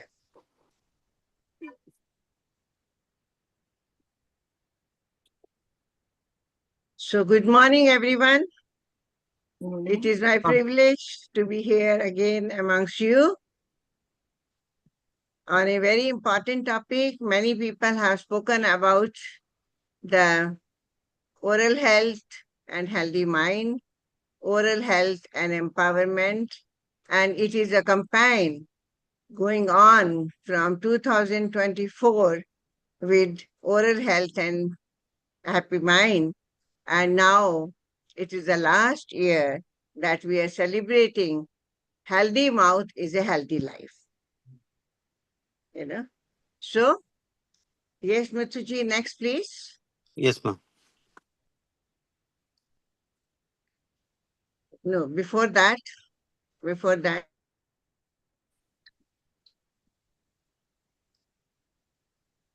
Is it visible now, ma'am? Yeah. So World Oral Health Day 2026 is celebrated globally on March 20th, as you all know, to raise awareness about the importance of maintaining good oral hygiene and overall dental health. This international campaign encourages individuals, families, and communities to adopt healthy habits for a lifetime of strong teeth and gums. You can see some of the poster, and this WHO is using, this particular picture, for influencing students, small children and all about oral health. So it is a global call to provide awareness to each and everyone, to the parents, to the school teachers, to the community, to everyone putting the poster, making the poster. So it is very important how you spread the awareness. A happy mouth is a healthy mind.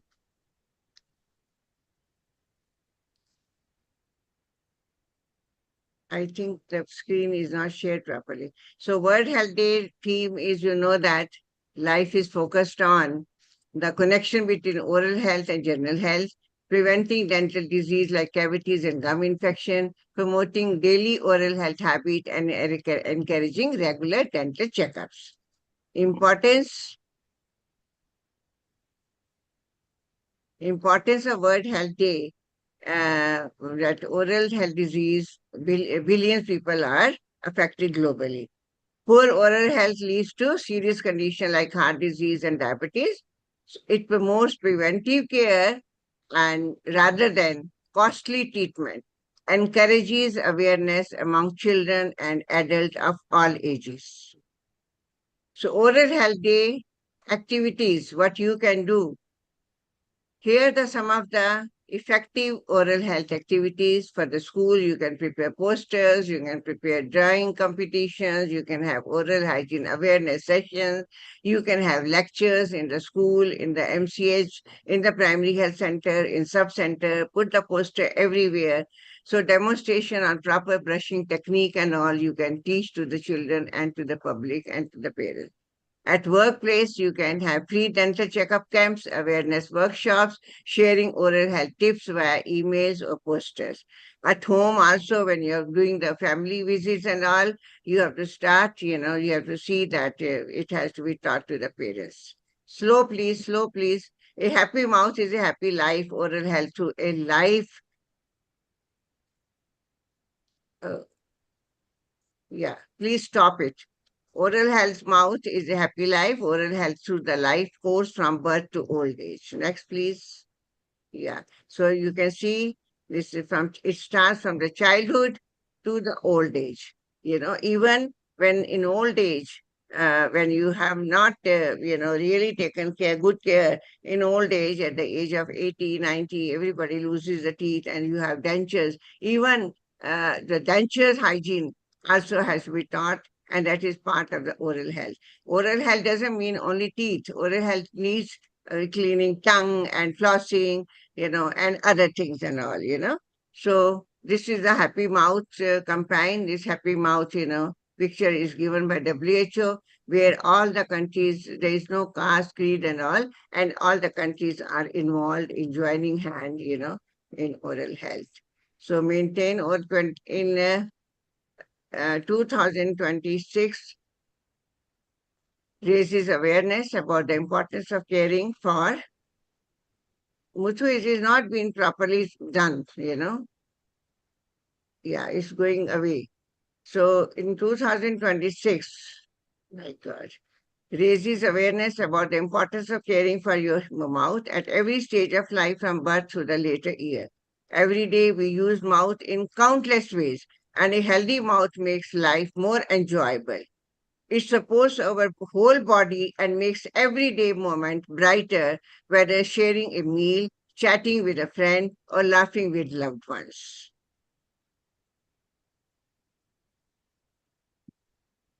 This initiative is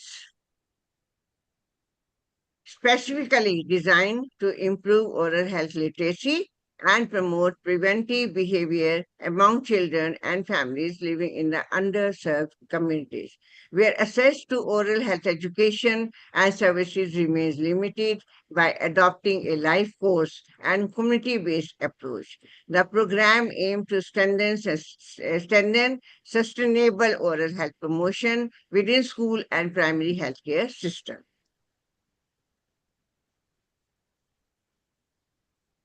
Why brush daily? You have to teach the public like that. Why brush daily? Floss occasionally and avoid sweet. So why do your gums still bleed? Sometimes you do that, but you are not, consistent in doing that, and still your gums bleed. There is some problem. Why does your dentist, warn that skipping cleaning could raise the risk of heart attack? The answer lies in the mouth-body mechanism or connection, a proven biological link where oral bacteria escapes into your bloodstream, triggering inflammation, artery plaque, and even brain degeneration. So you can see the connection. Your mouth contains over 700 species of bacteria, some beneficial, others harmful.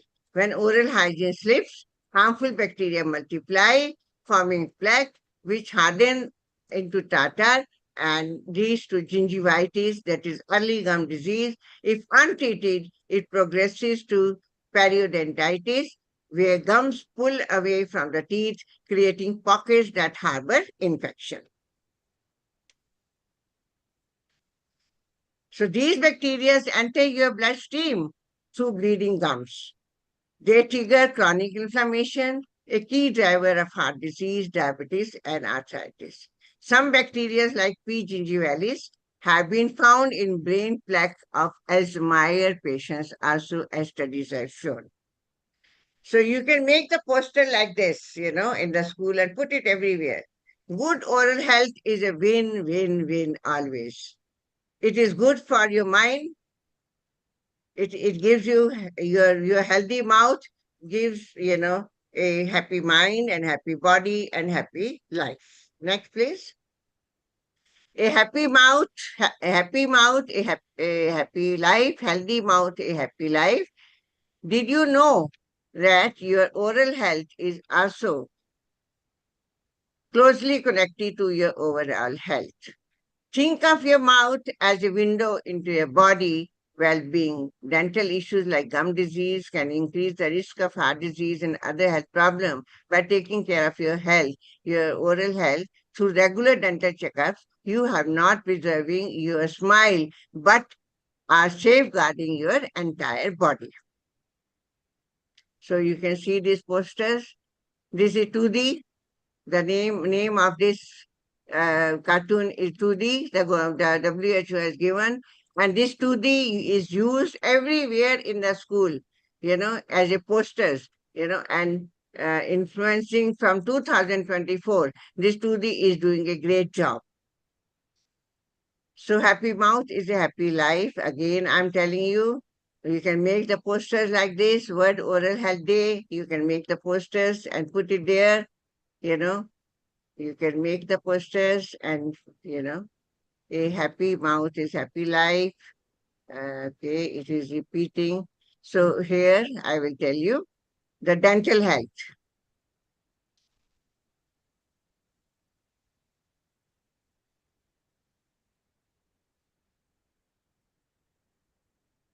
Mr. Muthuji, please stop. I mean, you are sharing too fast because Yes, I've ma'am. been given 15 minutes. Dental health, ma'am. Sorry. Yeah. When kids are trained in caring for their dental health early on, they are likely to carry this habit with them for the rest of their life. Kids also benefit from it tremendously because the dental hygiene can affect one's mouth, one's health. As at an early age, they still do not leave the ability to look after their teeth and gums in their own. To some degree, they need the adult help and support on this part. So you have to teach the family about it. So this is the picture. You can put it there in the schools every day, in the home also for the children. Brush twice a day, use fluoride toothpaste, avoid smoking, cut down sugar, get regular dental checkups. So these are the slogans which are, has to be put up. So by adopting the 5-step plan in this guide, you can slash your risk of heart disease and stroke by controlling gum bacteria, stabilize blood sugar if you are diabetic or pre-diabetic, protect your brain from inflammatory damage like dementia and Alzheimer's, breathe easier, sleep deeper, and live with confidence because a healthy mouth transforms your entire life. So in conclusion, I should say, your mouth is your body's first line of defense. Guard it wisely and safely. The evidence is undeniable. Your dental health dictates your lifespan. Ignoring bleeding gums or tooth decay is not just a small problem, it's allowing chronic inflammation to erode your organ one day at a time. But here is the good news. You can stop it today by spreading the awareness, give the awareness, to the family, to the parents, to the school, to the MCA center, primary health center, sub-center, in the hospital setting, wherever you are working.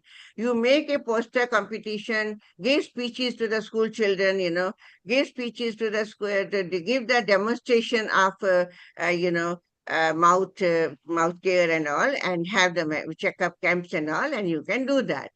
Now, before ending, मेरा एक poem मैंने अपने आप बनाया है on the oral health when I was working in the hospital, and I will just tell you that.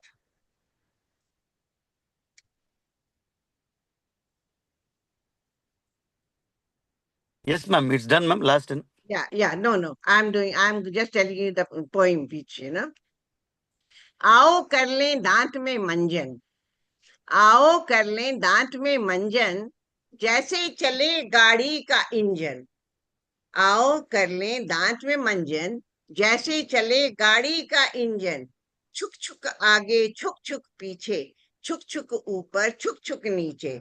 आओ अब हम कर लें कुल्ला, हा हा हू हल्ला गुल्ला। So this is the poem which we used to speak in the OPD, in the we have audios, and we have made the audios, and it was running in the OPD and all for the people to know about the dental health and oral health hygiene. So thank you so much, and I congratulate everyone. I congratulate all the inductees in the NSS, and thank you, Dr. Khannaji. And thank you, Dr. Muthu, and everyone for giving me this privilege to present. Thank you so much. Welcome, and stay well. Sweetie, ma'am, please continue. Yes, sir. Yeah, over to please, MC.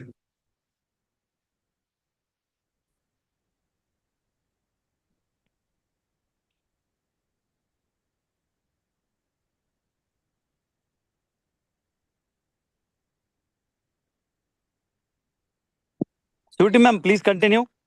Yes, sir. Yes, sir. Thank you so much, ma'am, for the truly enlightening and inspiring message on a happy mouth is a happy life in celebration of World Oral Health Day. Your message has beautifully reminded us that a healthy smile is not merely a reflection of good oral health, but an essential part of our overall well-being, confidence, and quality of life. Your message has certainly left us with a meaningful reminder that every healthy smile tells a story of good health, self-care, and a happier life. And thank you, ma'am, for those beautiful postures. Thank you once again, ma'am.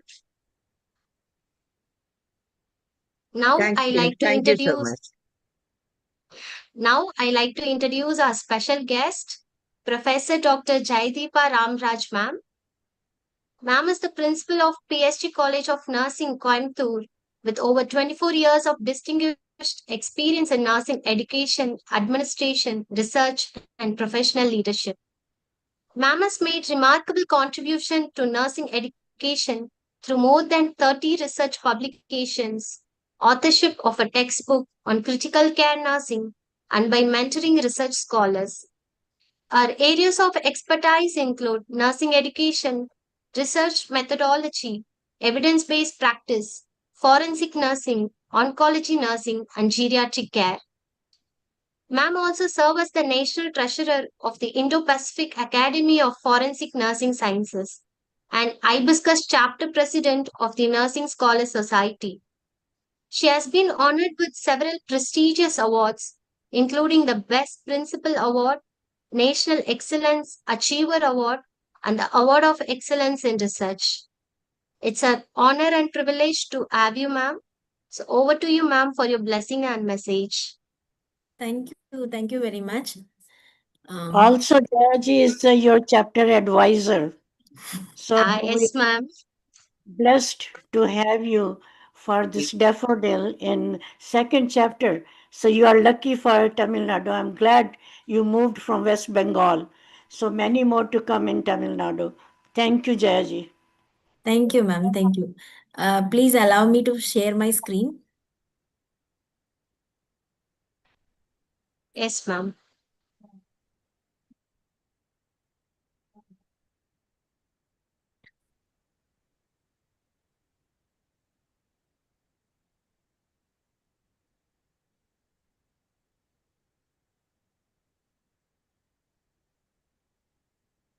Yeah, is my screen visible? Yes.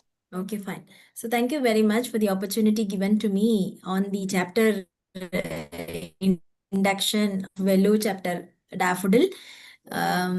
My best wishes to the Daffodil chapter, and I'm proud the second chapter of Tamil Nadu is established under the distinguished leadership and eminent nursing people at CMC Vellore.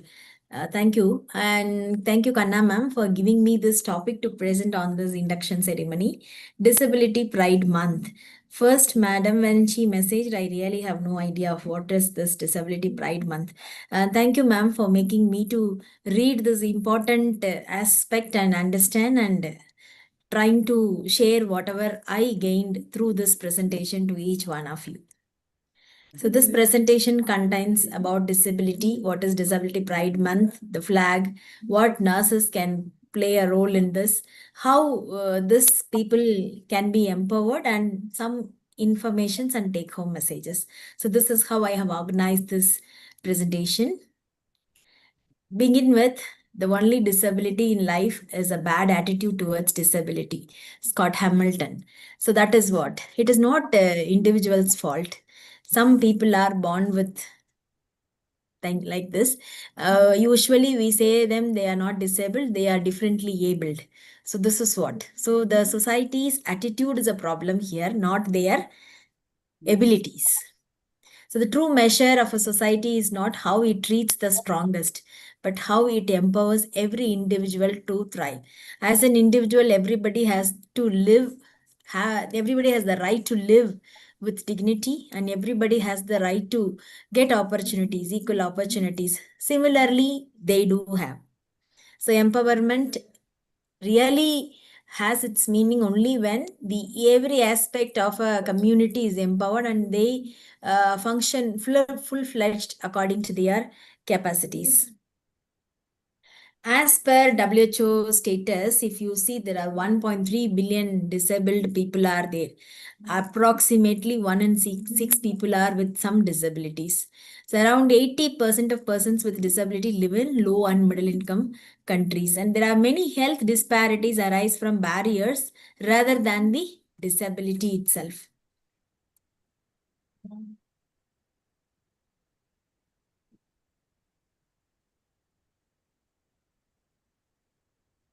If you look at the disabilities classification, it may be coming under physical category, sensory category, intellectual or mental health, or some developmental.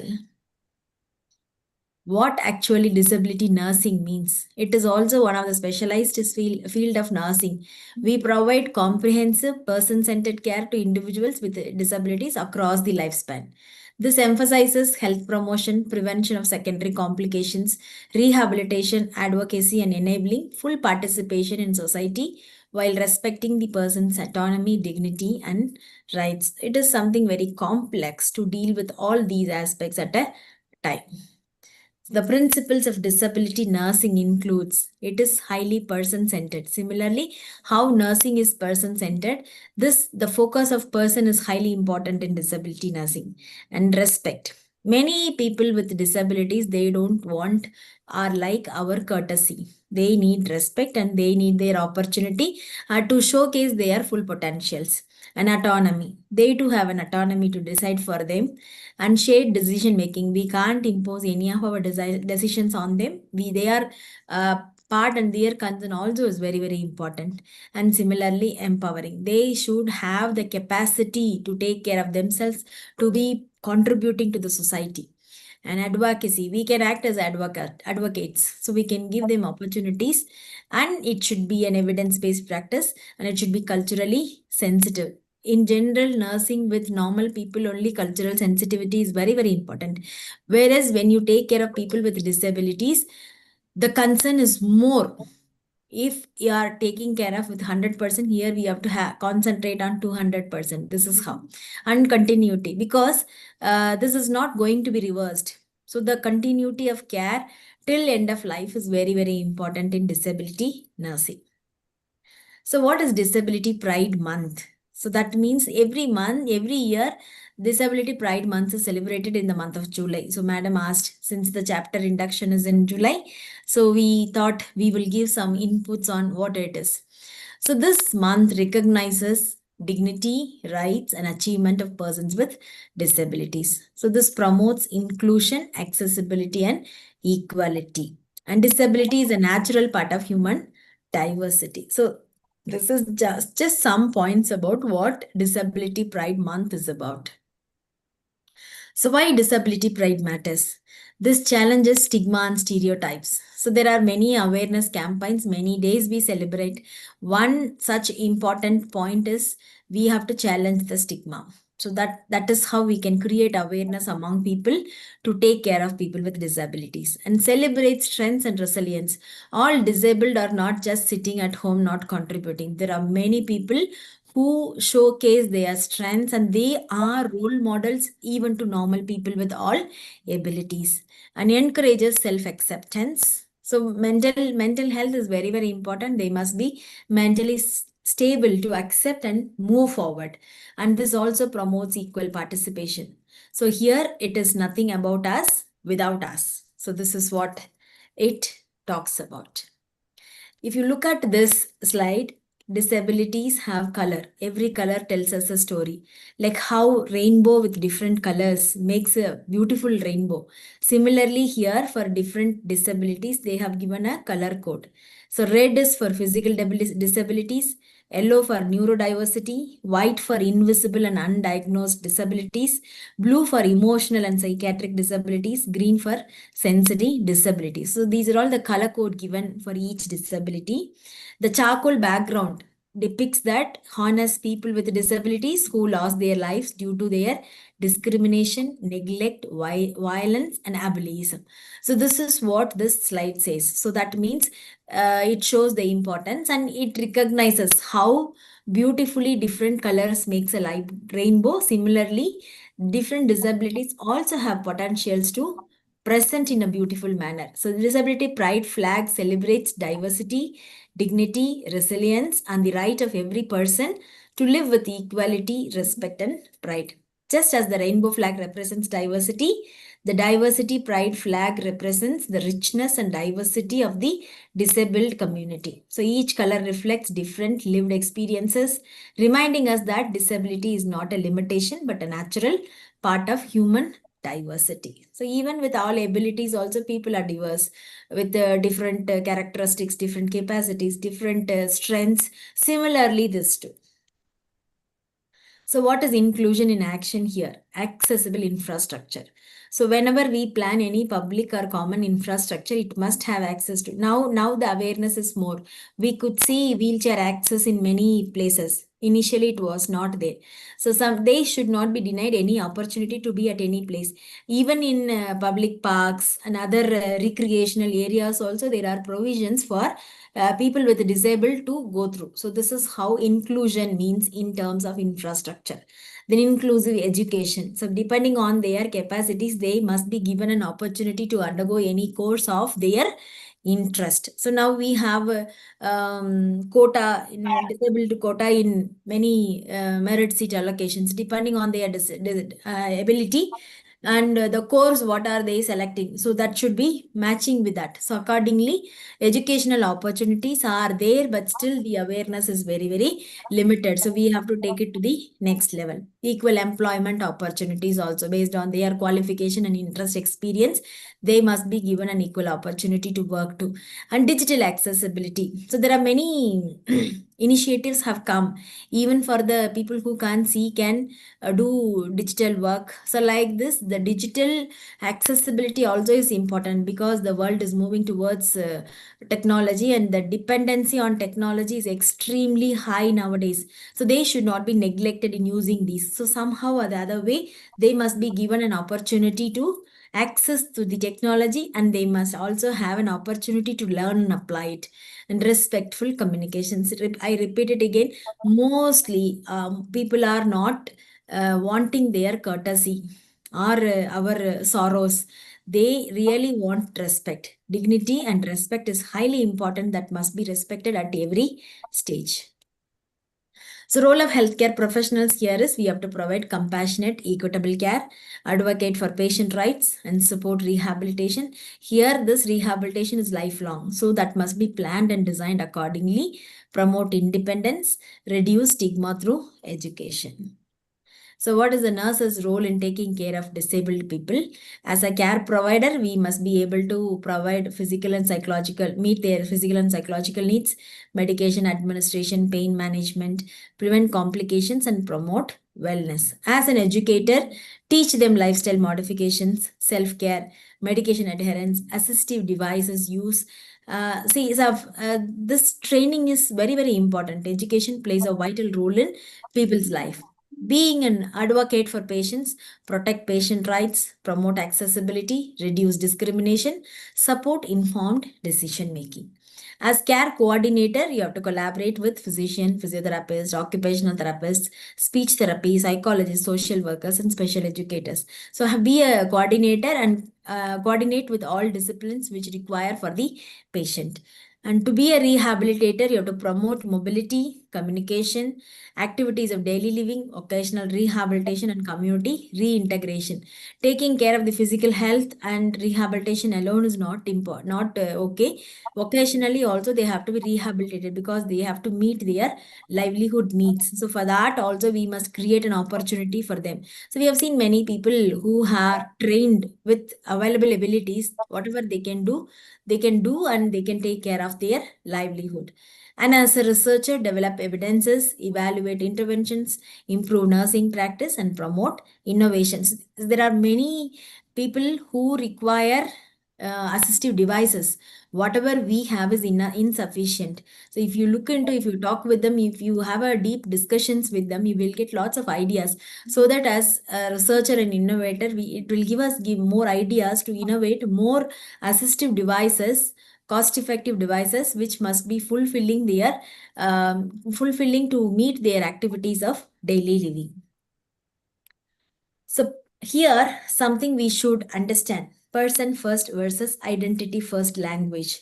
We must avoid some words. Instead, we can use some respectful words. Instead of using handicapped, we can say person with disability, or we can even say person with a different ability. It's not that completely they are disabled. If one is compromised, for example, if a person who can't see, their smell and hearing sense are extremely good than the normal people. So they are differently abled. So this is how we must use the terminology. Instead of using wheelchair bound, wheelchair user. Suffers, instead of using suffers from disability, you can say lives with disability. And normal person, person without disability. Normal person is person without a disability.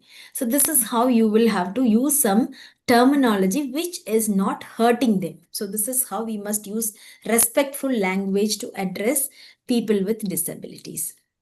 I just wanted to quote some inspiring personality. There are many. If you Google it, there are n number of people who have achieved than a normal people. So like Nick is a motivational speaker, born without hand, without any limb, but still during childhood, he had experienced lots of humiliation, but still he achieved, and he's a motivational speaker now. Helen Keller, an American author, disability rights advocate, political activist, and a lecturer who can't see the world. And Sudha Chandran, a dancer, great dancer. She lost her limbs, but still after that also she did not give up and she achieved her dreams. So their achievements show that ability is not defined by disability. It's only the willpower, mind strength, and the opportunities and support provided to them to meet their aspiration. So disability is not a limitation of a person. It is often a limitation of a society's imagination. So when we remove barriers, we do not just empower individuals, we transform the community so that ultimately the community is inclusive, everyone is respected, and there is always possibilities of growth and development of a community as well as the individual. So take home messages. Remember this word care. We know nurses are experts in providing compassionate care. Similar compassion is required here also. Be compassionate. Accessibility, all must be having an accessible service. Whatever they need, that must be accessible to them in terms of education, services, rehabilitation, medical facilities, all. Respect is very, very important. That is what will heal most of the mental wound. And empowerment. They must be empowered to take care of their lives. So with this take-home message, care, I thank the opportunity given to me to present this Disability Pride Month presentation to each one of you. Thank you very much. And I take this opportunity to invite each one of you, as Hibiscus chapter is organizing a national conference on nursing education in collaboration with PSG College of Nursing. So it's my great privilege to welcome each one of you for the conference. Share this conference details also with everyone. Make this conference a grand success. Expecting everybody's support for this. So thank you very much. Thanks for patient listening and the opportunity given to me. Wonderful, wonderful, wonderful. Thank you, ma'am. Thank you, ma'am.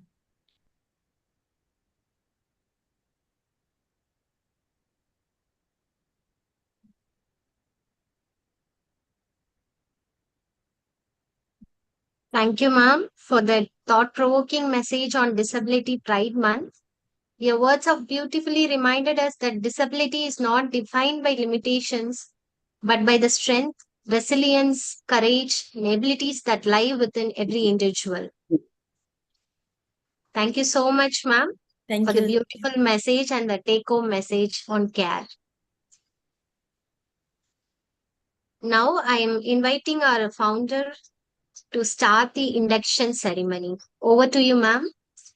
Sure, thank you, sweetie. And put the next slide.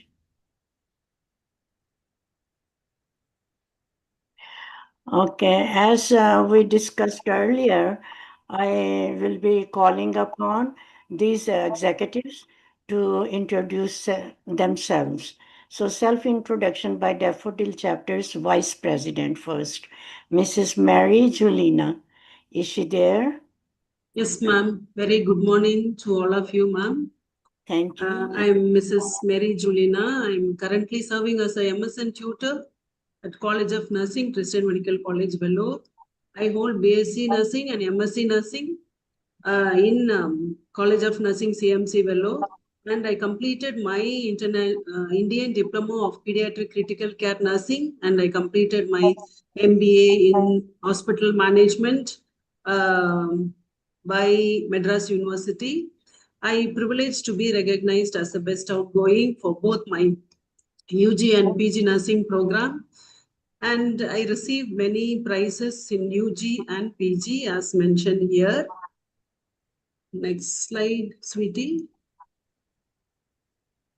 Yeah, I'm also a certified BLS instructor by AHA in Vellore chapter and serving as a nurse manager in pediatric medical ward at CMC Vellore. My interest areas are pediatric critical care and pediatric emergency nursing. And I participated many of the SIMWAS in competition as a competition along with PICU team. And I had total years of 28 where I worked more on pediatric critical care nursing and where we developed a fire evacuation protocol for pediatric ICU. And I presented papers as national and international conferences. I'm also a faculty member in STEP-IN webinar and Nurses Pedicriticon and IAP Pediatric Critical Care chapters for pediatric ICU nurses. Currently, I'm doing my fellow in simulation, that is faculty development program in fellowship of Pedistar. It is indeed a great honor and privilege to accept the responsibility as serving as a Vice President of Nursing Scholars Society, Chapter 30. To give a short thing, I am very great privileged to be honored here. The society, what I listen now from all the great teachers, faculties, and everyone, the society gives not only a gathered individual, it is a community of scholars where the common purpose of us is to learn, to grow, to serve, and make a meaningful difference. And as we move forward, Let us remember this true scholarship is not measured only by the knowledge we acquire, but how we use the knowledge to inspire others and strengthen our professions and improve the lives of those we serve. Leadership also is not simply a position that what we hold and the title what we have. It's a commitment to responsibility, integrity, and collaboration to service. And as a vice president, I look forward to working together with each one of you, listening to your ideas, your encouraging innovations, and contribution to the continued growth of our society. Let us create a culture where every members feel valued and every ideas is respected and every opportunity is used to learning by excellence. With unity in purpose, excellence in action, and the commitment to service, we're confident to have the Scholar Society will continue to grow for strength and strength. Thank you, each one of you, respected ma'ams and colleagues, and I look forward to a meaningful and fruitful journey together. Thank you, ma'am. Thank you, Madam Vice President. We are not wrong in having a hunch who is going to be serving voluntarily with this zest and enthusiasm. Thank you, ma'am. Next is our next slide, please.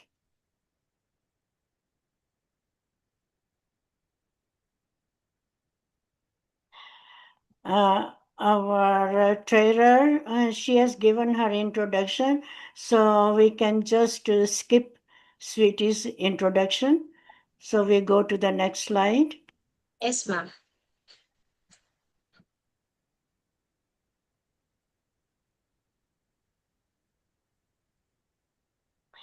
Next is our secretary, Mrs. Arul Moji.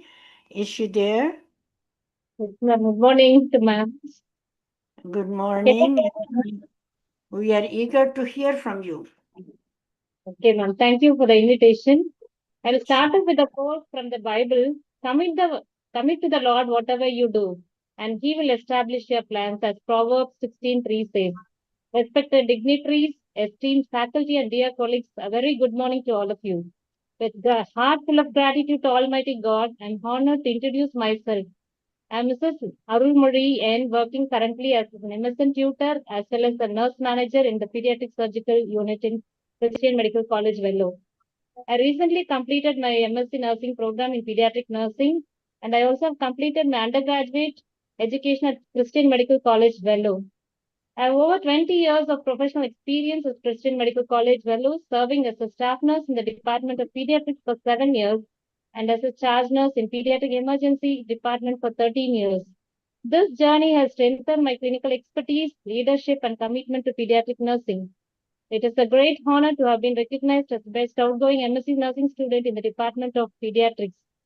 I also have received several awards of general proficiency, academic excellence, and practical performance. Additionally, I have actively participated in numerous conferences, workshops, and continuing nursing education programs, which have enriched my professional growth. Today, I feel honored to take up the responsibility as the Secretary of DAFDIL Chapter 30 of the National Nursing Scholars Society. I sincerely thank the leadership for their trust and confidence in me.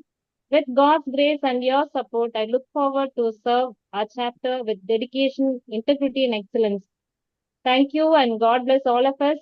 And as I was listening to all the presentation done by our scholar ma'ams and sirs, it is a privilege that I feel now empowered to do much more for the society that I am looking forward for. Thank you once again for all the ma'ams for giving this opportunity to participate in this program. Thank you. So we expect a lot from you guys at the headquarters. So we are not wrong to say that you people are apt and properly being placed with these designations of secretary, vice president, and all. You're so expert in your skills. So thank you for joining us. We will be doing that induction pledge after we finish all self-introductions. Next. Okay, next is Mrs. Niranjana Priya, who is our Chair of Culture and Education Committee. Niranjana ji. As she is out of area, so in her absentia, I'm going to introduce her, ma'am. Yeah. So she is Niranjana Priya, currently pursuing MSc Nursing and Pediatric Nursing Specialty at College of Nursing, Christian Medical College, Vellore. She has completed her General Nursing and Midwifery, post-basic BSc Nursing at College of Nursing, Christian Medical College, and had the privilege of being awarded first prize in Pediatric Nursing and second rank in the PPBSc Nursing program. She also gained experience of serving as a public health nurse, staff nurse in pediatric oncology, and pediatric acute pain nurse for the past 15 years at Christian Medical College, Vellore. She is privileged and honored to take up the responsibility of Education and Culture Committee Chair of Daffodil Chapter 30. Wonderful. We trust your belief in her. We need young blood to keep us working with energy. And we go on to the next chairperson. Next slide, please. Did you finish the next slide? Okay. Now, if you haven't finished next slide, you can continue. She finished. Okay. Though Dr. Dipali ji is not new to us, but she's new to this chapter. So I would like and request her to introduce herself. Dr. Dipali ji. Yes, ma'am. Thank you so much for providing this wonderful opportunity. And very good morning, good evening to everyone all over the globe. And really, this NSS family knows me, but just for this our chapter, I'm so much privileged that ma'am has given me this responsibility as the chairperson for peer review group. And since morning, I have been seeing the members. They all are so enthusiastic, and I would like to be connect with them, and we can make the difference. So I'm taking few seconds only. I will not take more time. I will introduce in short myself. I'm Dr. Dipali Narendra Umare. I have completed my master's in CVTS from SNDT. Then I have completed my PhD in nursing in cardiology. Then I have completed the diploma in health administration and hospital administration. I'm working as a nurse administrator, nursing tutor, and PhD guide. Also a quality assistant. So it's have been 25 years enriched experience, and Secretary for Nursing Scholars Society is my real great privilege for Azealia chapter, and being in touch as a family member for NSS since 2021. So I'm a research guide and academic mentor, certified quality control, infection control, and Six Sigma Green Belt holder of NSCA, then Quality Council of India, and an ABET accessor, then professional writer for the Marathi Vishwakosh, an accreditation certificate from KAHO. Then I'm the simulator certified person, certified BLS provider from AHA, an observer and speaker for CNE CPD from Maharashtra Nursing Council, examiner and paper checker, and CAP rounder from Maharashtra State MSBN PE, and recently awarded by Honorable State Health Minister for the best employee of ESIS. So just my short message. It gives me immense pleasure to extend my heartfelt congratulations and warmest wishes to all the members of Chapter Daffodil 30, Nursing Scholars Society. May this chapter continue to flourish as a dynamic platform for academic excellence, research innovation, leadership, collaboration, and lifelong professional growth. So thank you so much, respected ma'am, for including me in this chapter, and we would like to continue as a team. All the best and warm regards and best wishes. Thank you, ma'am. Over to you. She's already inducted in Hall of Fame, but you don't know she's an author also and doing such a good job in Navratri, which is our Durga Puja stuff. She writes about the leaders, female leaders, and it gets published in some of the newspapers also. So I'm thankful to her to do all these contributions, though she is with Chapter 6 in Mumbai, Maharashtra chapter, and we are very proud of her. So thank you for agreeing to come in this chapter, please. Thank you so much, ma'am. You're My welcome. pleasure. Okay, Ji, next. Next is our Professor Dr. Suman Pawar, another personality. Wherever I want, she's so helpful to writing from bylaws, to improvise them, to all other things in ethical committee also. So I'm very proud of Suman to come and help us in this chapter also. So Sumanji, you are chair of research committee. Introduce yourself for others who don't know you. Thank you, ma'am. It's a great honor and privilege to include me into this chapter 30, that is Daffodil, and including me as the chairperson of bylaws.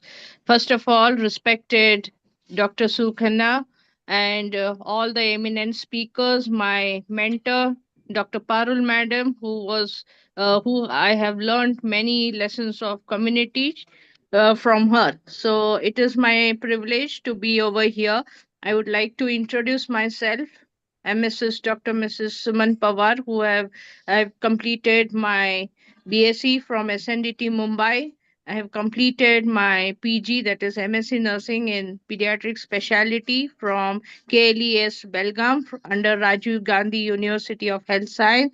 I have completed my PhD from Bharati Vidyapit Pune, and presently I'm working as the principal and professor at Madan Bhau Patil College of Nursing since 5 years. I have around 25 plus years of experience in nursing at various specialties and various sectors at bedside, as well as clinical instructor, right from tutor to professor, and presently as a principal. I have many awardees to my credit, as well as I am a speaker at national and international conferences. And presently, I am working under Maharashtra Nursing Council as a speaker as well as observer. I have many publications done, as well as I have been author to a book chapter, as well as I am a paper setter, moderator, CAP vigilant investigator, as well as a flying squad under MUHS, Bharati Vidyapit, KLES Belgaum under Rajiv Gandhi University, as well as various other private and deemed universities like Pravra Loni. I've also been a member and a board of member for various journals. I'm a chairperson for NSS, that is Education and Cultural Committee, right under the guidance of Dr. Sukhanna, Dr. Binu Joy, Dr. Alka Madam, and also I'm joint secretary Maharashtra State for NTAI. Recently, I have been included in the editorial board members under various organizations, as well as research committee. I have also been awarded many awards, like Best Teacher Award by Youth Men's Florence Nightingale, as well as Nurses Gaurav Puraskar, Professor Award, Top 100 Professor by India Fox Committee, and many other. So thank you for including me over here. My message to this chapter, that I am privileged to be over here, and it's my I would like to, yes, I would like to just give a few messages that the nurses should be strong in research and implement evidence-based practices, because various areas and various sectors are to be upgraded, as AI has also implemented all across the world and even in India. So I wish best wishes to this chapter, and thank you for being over here and including me over here. Thank you. Sure. And thank you for accepting it. at a short notice. Always you're there to help us. Thank you. Next. Okay, we have Mrs. Shiny, Sylvia G, who is Election Membership Committee Chair. If she's there, then we would like to hear from her. Yes, ma'am, I'm here. Am I Sure. audible? Yes. Good morning to all the ma'ams and sirs who are present here. About myself, I'm Shiny Sylvia, completed my BSc Nursing in the year 2016 at CMC, joined as a junior staff nurse in ENT ward and gained 1 year of clinical experience. 2 years I worked in SMH Mission Hospital as tutor and completed my service obligation. Then I again joined back to CMC Pediatric Department as tutor from 2021 and continue till now. I am very much privileged to take up this opportunity to join this NSS scholarship member and election membership committee chairperson. Thank you so much to all the ma'ams for the opportunity given. Thank you. Welcome, and hope you all will be so active in presenting Yes, at ma'am. least 2 activities in a year, if not Yes, more. ma'am. We will Sure, be ma'am. Sure, ma'am. you all. Thank you. Thank you. Shani. Next.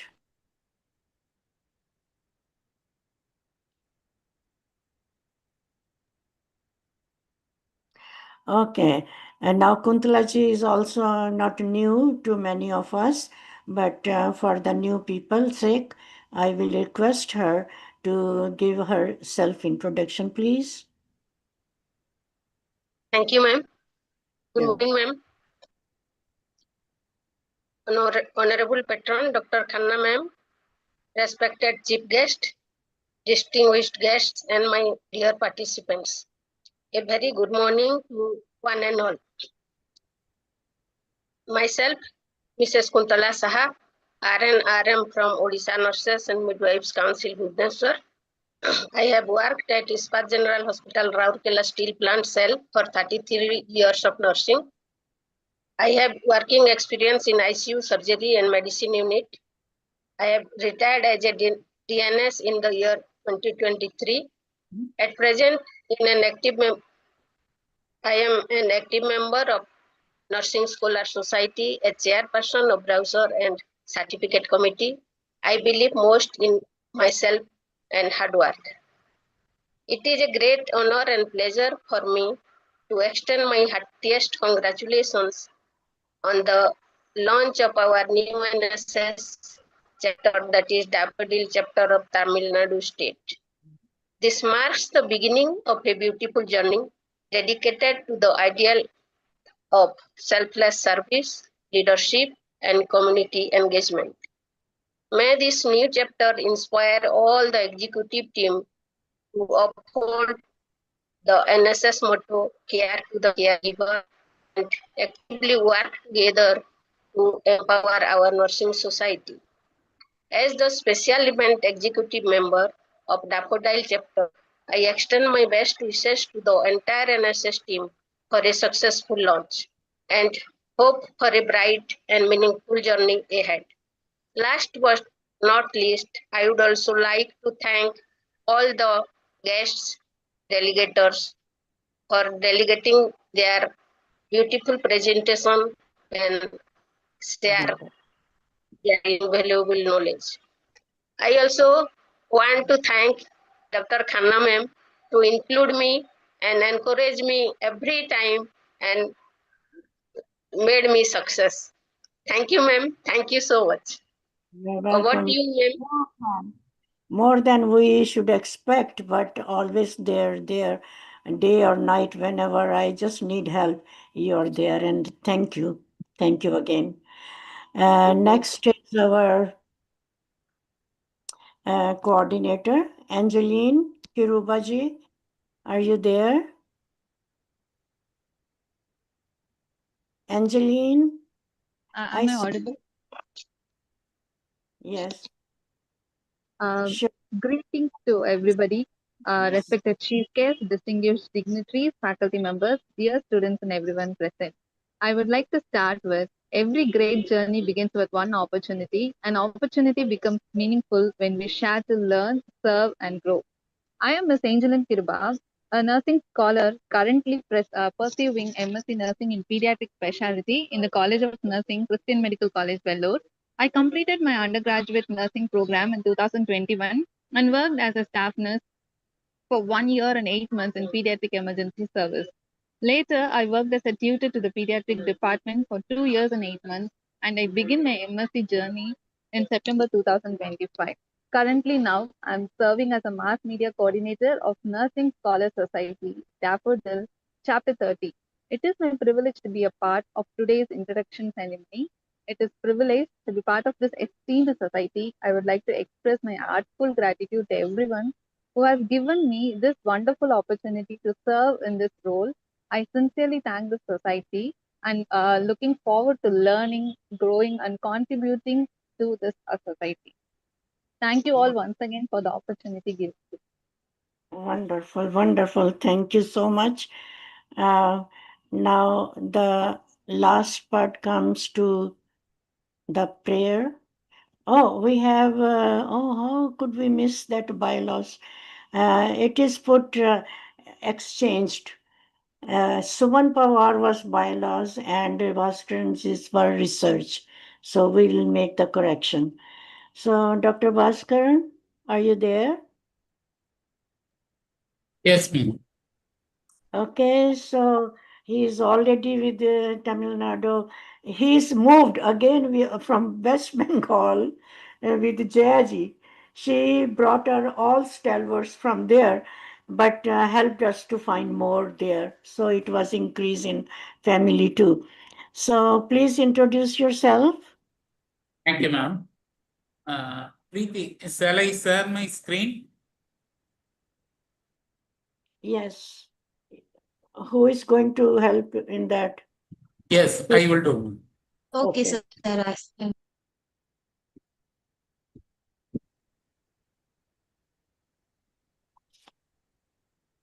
Is it visible? Yes. I am Dr. Bhaskaran.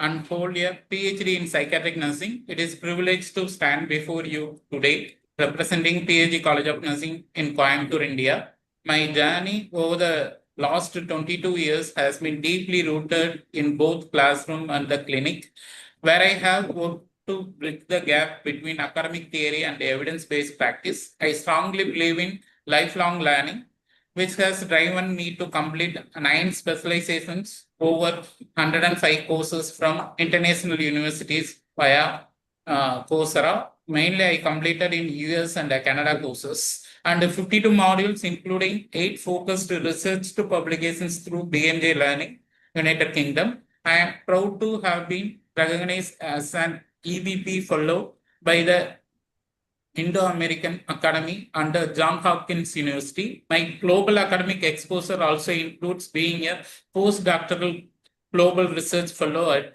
Lingen University, Malaysia, as well as an international faculty exchange program in Switzerland in 2018. Securing research funding has always been a priority to advance our field. I have been fortunate receives grants from the Tamil Nadu MGR Medical University, Tamil Nadu Nurses Midwives Council, and the PhD Prime Grant from PhD Health Science institutions. Over the years, I have been humbled by awards for my work, including Agar Research Award 2024, the Academic Excellence and Outstanding Contribution to Research Award 2022-21, and the Best Researcher Award 2019. And recently in 2026, I was honored with Dr. Ramalingam Sankaran Best Faculty Research Award from my institution. And in 2025, I received the World Men's Day Honor Award from our society. My contributes extend beyond teaching and research into academic administration. I serve as an inspector for the Tamil Nadu Dr. MGR Medical University and the ad hoc inspector for the INC and a PhD evaluator and ISO internal auditor and the All India Survey on Higher Education Coordinator, NAC Coordinator, NARF Nodal Officer. I am also an active member of PAG IMS Human Ethics Committee representing Nursing College. To date, I have published 51 articles in indexed journal and active contribute to the academic community as a reviewer and editorial board member in various Scopus and PubMed journals. I am deeply committed to nurturing the next generation of nurse researchers and clinicians, and I look forward to learning from and collaborating with all of you here today. Thank you. Thank you, ma'am. Thank you to our Baton ma'am given this opportunity, and our principal ma'am also encourages me to participate in this many societies. Thank you, ma'am. Thank you for this opportunity. Rescuing for the PPT and every other things. Whenever I ask, you are there. Yes, and thank you. Thankful for this voluntary job or service, you can say, and how our society is progressing in that area. Thank you, sir. Thank you. Thank you for this. I would like to call for society pledge. Next slide. If Binu sir is there. So I would now call upon our National President, Binu Jo sir, for the Induction Society Pledge.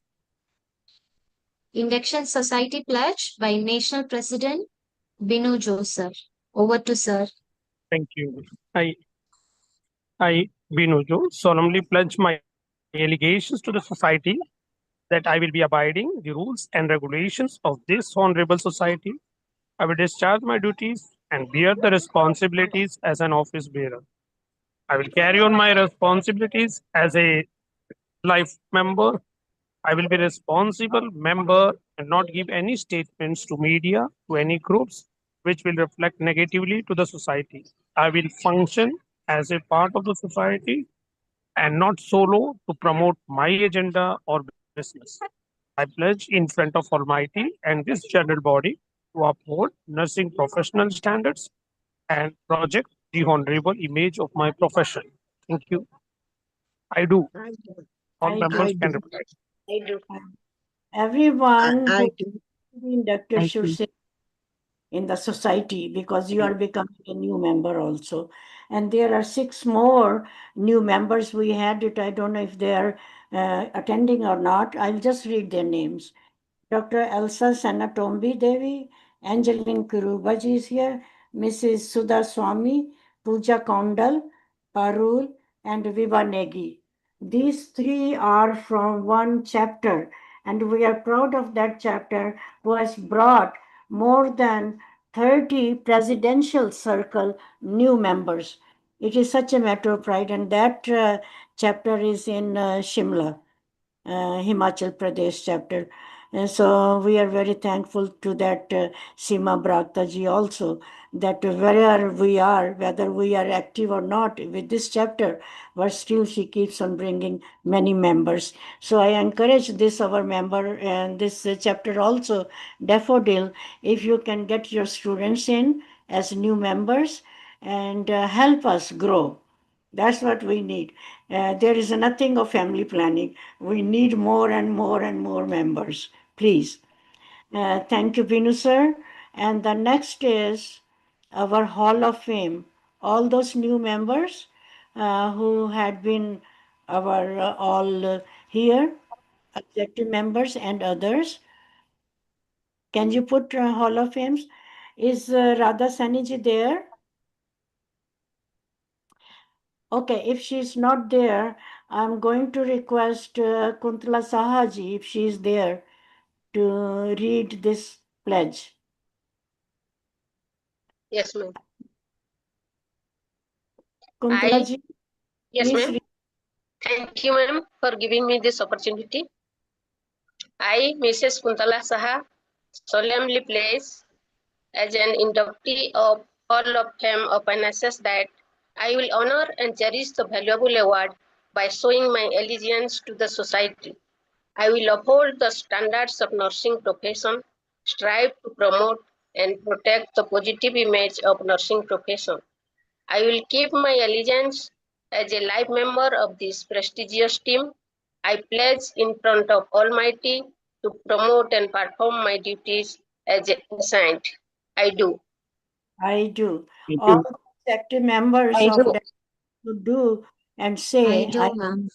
because I this do. is your privilege and you people are very lucky. In 50 years, I couldn't get in any United States because there was something or the other missing. But here in NSS, we made some kind of incentive that those executives who are joining first time without knowing much about it and believing in our mission, care of the caregiver, we will give them incentive of getting inducted in Hall of Fame. And that's where you people are in that Hall of Fame today. So your pledge should be helping you to keep on actively attending and participating and contributing. So next slide is what?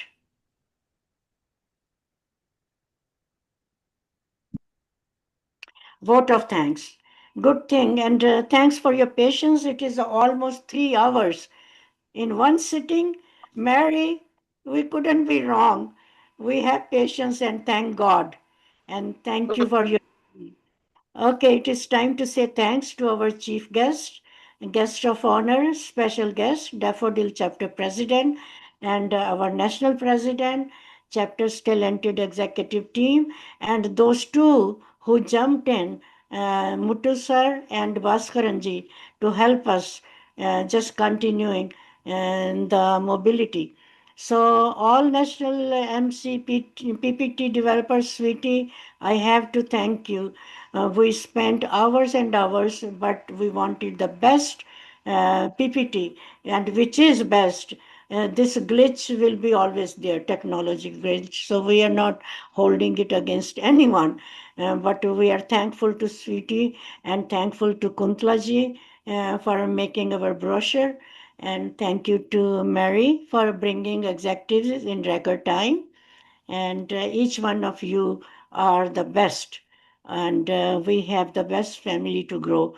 Sweetie, on to you if you want to say, adjourn the meeting or whatever, to you. Thank you, ma'am. So put the next 2 slides to show. Yes, ma'am. Special mentions on the PPT and brochure edited by our founder, ma'am, and myself, PPT developed by, and special thanks to brochure prepared by Ms. Kuntala, ma'am. Thank you, ma'am. And certificates also you will be getting. She has to make multiple certificates, but always she's there to help us. And the best certificates. I have seen other societies also, but I like mine. So these are best certificates, you are getting it. So thank you, Kuntlaji. Can you explain the last one, who all are standing there? Yes, Ma'am. ma'am. So this is Magnify. a College of Nursing picture, and from the right, from the left, that is myself, ma'am, and next to me our chapter president, Mary Anvarisi ma'am is there, and next to her our vice president, Mrs. Mary ma'am is there, and next to her our secretary, Mrs. Arulmuri ma'am is there, and next to her Mrs. Shiny Sylvia. Okay, very nice. Now we put the faces and names also. And now your next project will be to develop souvenir. So we will be working on it, and you can include all these nice pictures. Dr. Bhaskaran, do you have anything to say? The last word? Thank you for giving this opportunity, ma'am. Thank you, ma'am. Okay, Ji, okay. Well, officially we are adjourning, and no time to have the informal at this time because already past 2 here in the middle of night. So congratulations to the inductees, and thank you, Mary. Thank you. Thank you, ma'am, for all your encouragement. Without your support, we wouldn't have gone to this extent. It's merely your prayers and your support, ma'am. Thank President, Congratulations, Mary ma'am. National President. Yeah, I thank you also. I fondly call you my brother. Thank you so much. And Radha Saini ma'am also. Thank you all so much. Thank you. Once again, congratulations, Mary ma'am. Thank you. Thank you. Thank you so much. You're very Kanna ma'am. welcome. Who is taking picture? Stay in your windows open, all Ma'am, of ma'am. you. Thanks to I'll take. everyone. Thanks to everyone. Muttu sir is there? Yes, ma'am. I'm taking.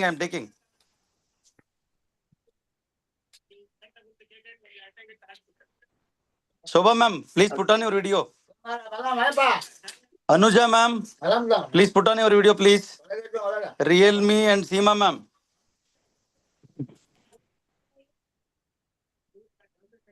Yes, ma'am. I have taken, ma'am. I'll share with you. Okay, Ji, thank you so much. As usual, you had been so pro, but thank you to each one of you. Congratulations to our daffodil team. Once again. Thank you, sir. Thank you so much. Thank you. And thank everyone. You're welcome. Now you will be on roller coaster. Yes, ma'am. We will. Okay, Ji. Kuntala Ji, thank you. Good night. Binu sir. Thank you, ma'am. Thank you, madam. We have a conference on August 21st with PSG College of Nursing also. That's also upcoming. Okay. Radha Sani is going from Missouri or Mysore. She's going there too. With Jayadeepa ji, I don't know if those are the conference days or not, but she's heading towards that in Tamil Nadu, Coimbatore. We had to launch our journal this week, together only, but we are in the final stage of taking and handing over. Everything is going on, and within shortly under Dr. Mary Anbarsi ma'am, we will be having our official journal of Nursing Scholar Society. Oh, we didn't surprise. Already with the one established journal, we have already in talks and everything handing over this process. Everything is going on, and it's already final stages only. Just implementation. Great. And Dr. Mary Anbarsi madam will be leading that also. Thank you. Thank you, sir. Thank you. Muthu sir, I'm visible to everyone or not? Yes, ma'am. Thank you, are visible, ma'am. ma'am. Visible, ma'am. Thank you, ma'am. Thank you, Dr. Khanna. Thank you, Ji. Thank you so much. Thank you, ma'am. Thank you, everyone. Yes. Hope you feel better. Thanks, ma'am. Stay there. Good. Thank you. Thank you, ma'am. Wishing you all the best. And sweetie, proud Yes, of you. ma'am. Thank you. Thank you so much, ma'am. Thank you, Okay. sweetie. Thank you. Good night. Well.